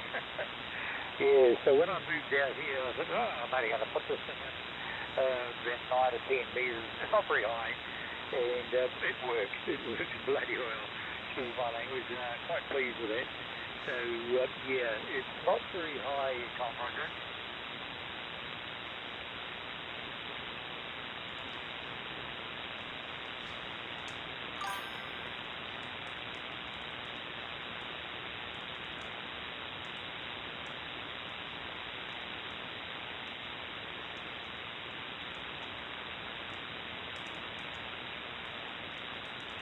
Yeah, fine business, Tom. I appreciate that. I sort of, what I look for is, as long as you can hear each other, there's a contact to be made. So I don't worry too much on the signal strength. But, yeah, it works well. Tom, have a good evening, and take care of the grandson, and we'll definitely look for you in the not-too-distant future. Whiskey Alpha 6, Boston Kilo Radio, to the 1LU walk there, 73, Tom. Kilo X-ray 7, Victor Kilo Hotel, I think it's Kenwood 1, Quebec, question mark, right? Oh, what's it? Kenwood 1, Quebec Delta, from Citadel 1LU returning. Thank you for coming back to the call. Let me see if I can talk to this guy, if I can get my antenna right here. Boston, India, London. Eric, oh my goodness gracious. Nice to work with you again, Eric. You're sounding good this way, Roger.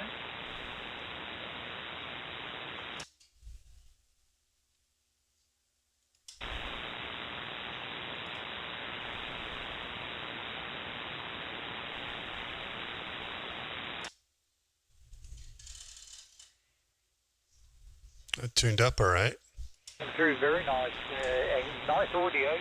So we've got no problems here. It's quite surprising that you're not hearing other ZLs or VKs. So, yeah, with the signal that you got, you should definitely be picking them up there, Roger.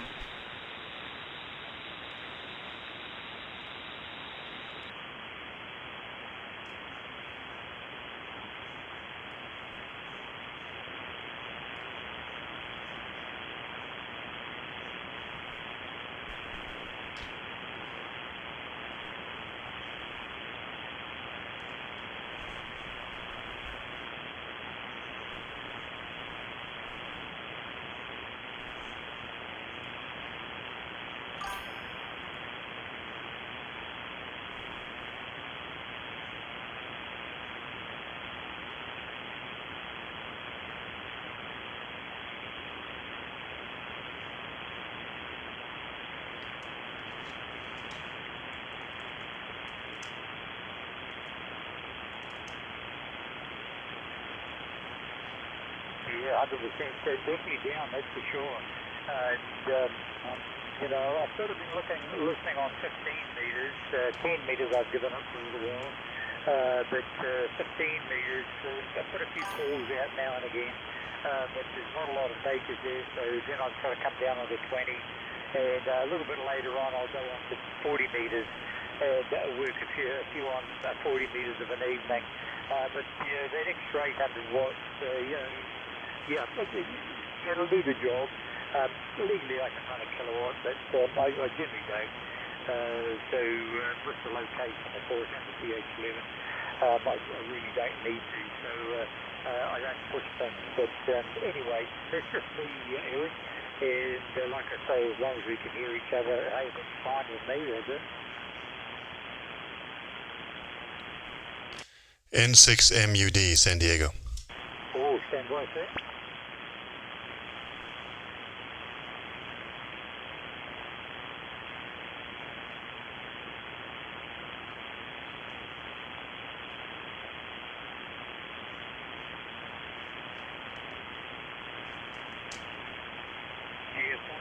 stand by, please. Okay, Eric, yeah, very fine indeed. Yes, it's, you know, I've got a couple on the side. Yeah, when are you getting the APRS, Roger?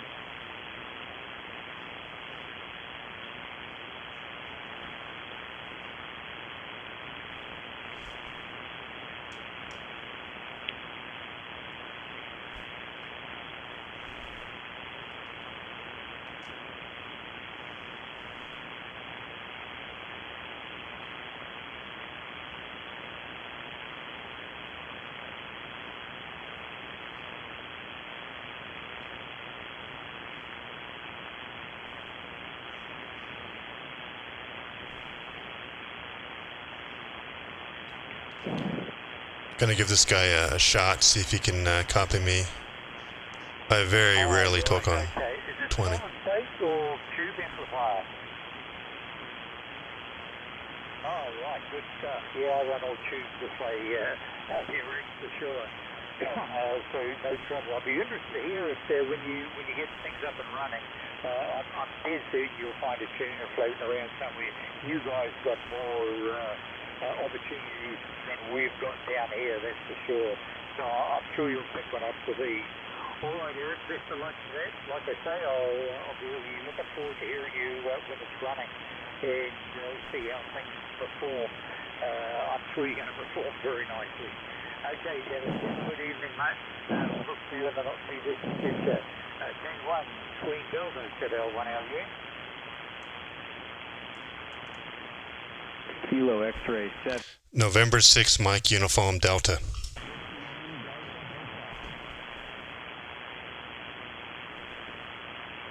Okay, Rick, all the best for now. Cheers, mate. Right, November 6, Rick, so go ahead, sir. Yeah, hey, good evening, ZL1 LU. This is November 6, Mike Uniform Delta. The name is Craig. I'm in San Diego, California. Hey, I'm a Kiwi citizen. I'm looking at actually moving back to New Zealand, looking at the northern tip of the South Island, Napier, Mapua area. I'm kind of curious, what's the location out there? Whereabouts in New Zealand are you, over? Okay, Craig, nice to work you again, absolutely. Right, okay, I'm coming back home. I presume it's back home. I'm in the North Island, this way, there, Craig. I just north of the city of Tauranga, up at the Kaimai Range this way here, so I overlook Makaroa, if you're familiar with it there. And there's there's actually quite a few hands out here in the hills. But they're not that active now for some reason. Anyway, that's the location, Craig, Roger. Okay, real good. Yeah, we looked at Makaroa, we looked at the Bay of Plenty, we looked at Welcome Bay, we looked at north of Auckland up in an area called Omaha, but we really like the northern tip of the South Island, up by Nelson, the Abel Tasman area, Mapua. So I don't know. We're looking for lifestyle property out in Mapua. So anyway, I know you've got a bunch of people wanting to get back to you there, but I wanted to say good evening to you or good morning to you out there. Sounding amazing into Southern California, and it's good to know that if I do move back there, I can rag two of my fellow West Coast buddies on 20 meters. So you've got a good signal into California there, over. Or get down the Nelson area. Good stuff, that's for sure. I mean, there's 2 or 3 operators down there put tremendous signals out. Absolutely, that's for sure. But I'll tell you what, I moved from Welcome Bay 4 years ago, and that was the best move I've ever done. When I was in the process of selling my gear because of complaints, etc., etc. It's very hard to put antennas up there now. But I moved out here. I got no neighbours virtually, and so it works well for me. This way, Craig, but down the tip of the South Island, my goodness gracious me, what a place to be. But I'm pretty certain you're going to find it extremely well.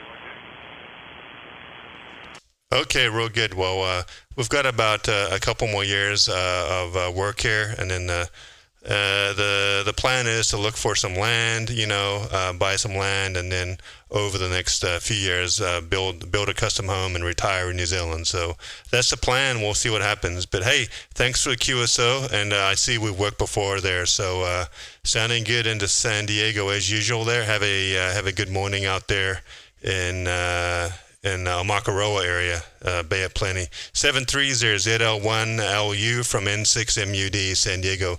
Good signal. Okay, great. No trouble at all. I see I lost you from 24 from 10 metres when 10 metres was up and running. But, yeah, so it goes back to a couple of years. That's sure. So good to hear you. But, yeah, hopefully we can catch you on here when you move down this way. I'm hoping to still be around. Yeah, 75, time's ticking away, but you never know.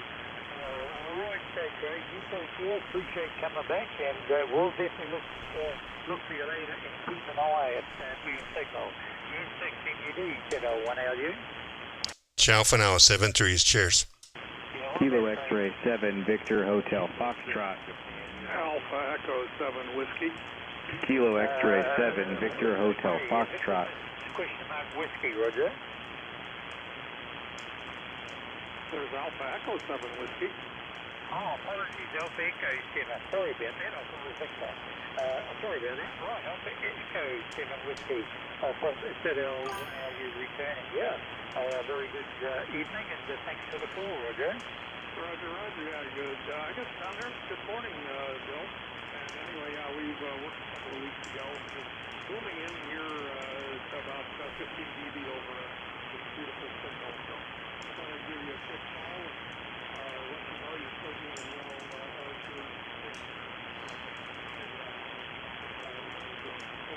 Yeah, 100%, Jim. Yes, you're nearly 20 over, Jim. Yeah, right again, I tell you. That's for sure. Good to hear you again. Yes, I see you have worked back in August then. So you're sounding good. And tremendous signal coming down, Roger.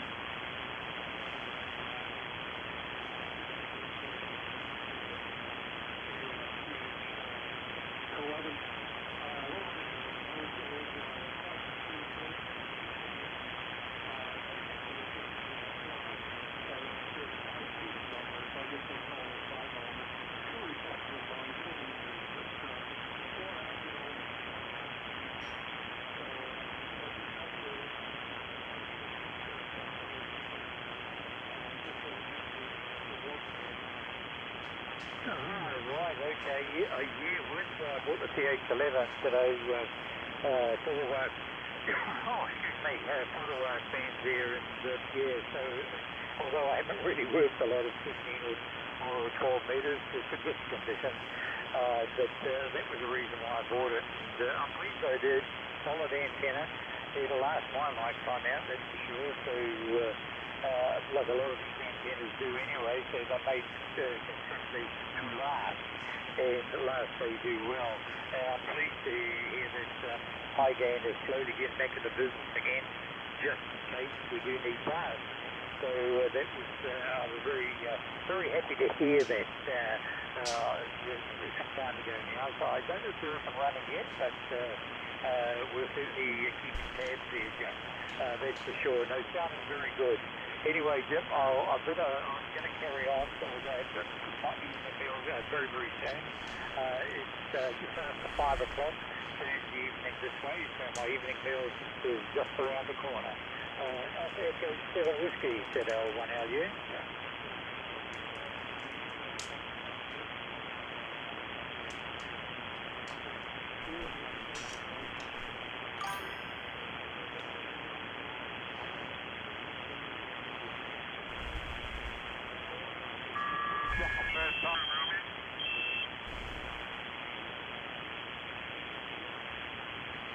All right, let's go back to 40.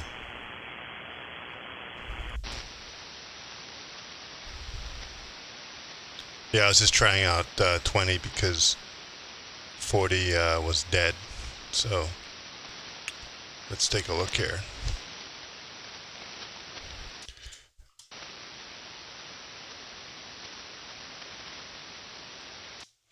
November 6, Mike, Uniform Delta. Whoa, I gotta fix this. My bandwidth.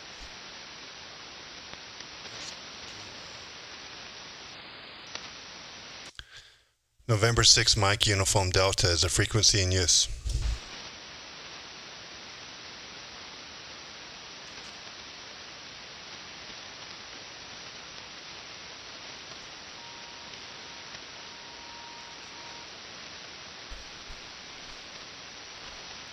Yeah, 40 seems kind of dead. We'll do it again soon, hopefully. K6XOZ, the Princeton Highway. This is KD6TKX King of Curry Mountain. See you later, mate. Cheers. Okay, cheers. Well, stand by for any other breakage here, but otherwise, good evening.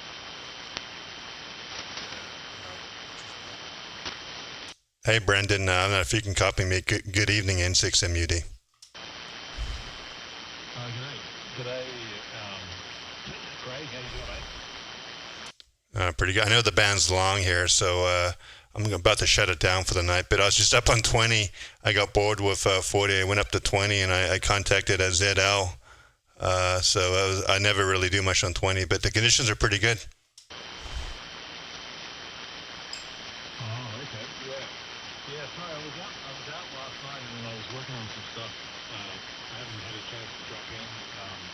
I'll give you an update. I've been making some progress on that diversity. I think it's got some promise, but I think it's limited in its application. Yeah, I was playing. We're talking about, for anyone listening, we're talking about diversity receive using KiwiSDRs, and then delaying your local machine receive, so you can use diversity on top of your local receiver. And I was playing around with it on Ether yesterday, Brandon, and it didn't work as well as I thought it would. I mean, it's okay, but yeah, I don't know, man. I mean, it's a nice tool to have, but I don't think it's worth the effort that you're thinking about there, Eva.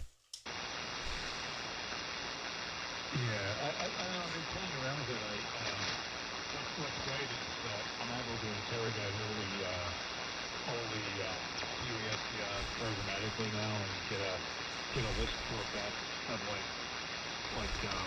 their current signal-to-noise ratio is, what antenna they're running, how many open slots they have, if they whether they allow remote connections or not.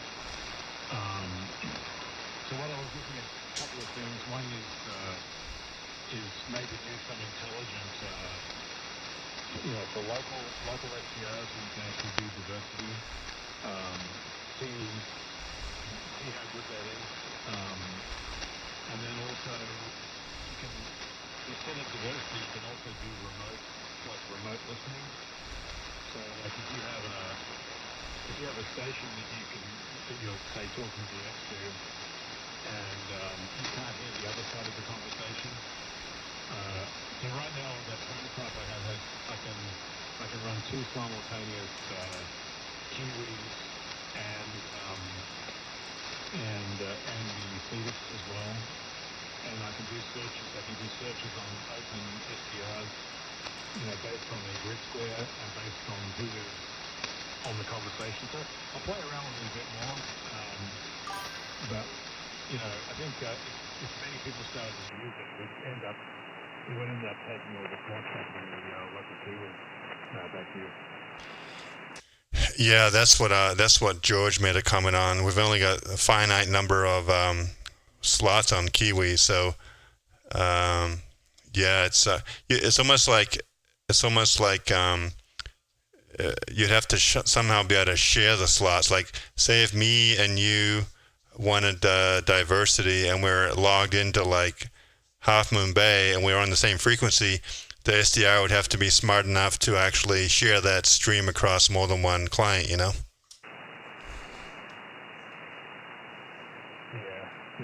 mean, that would, if it became popular, it would eat up the resources unless there was some, unless you could stream it like through some other streaming, you could stream it again, but then you'll end up probably creating more delay. But anyway, it's good fun playing around with it and seeing what you can do.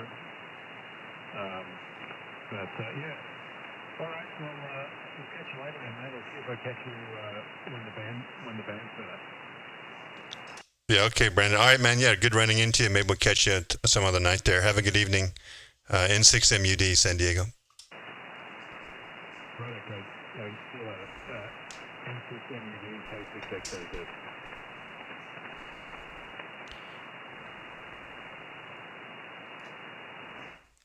All right, guys. I'm thinking I'm going to kill the stream here.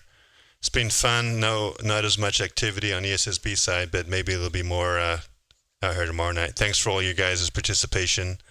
And remember to subscribe if you want to have alerts whenever I go live. Catch you later. Have a good evening.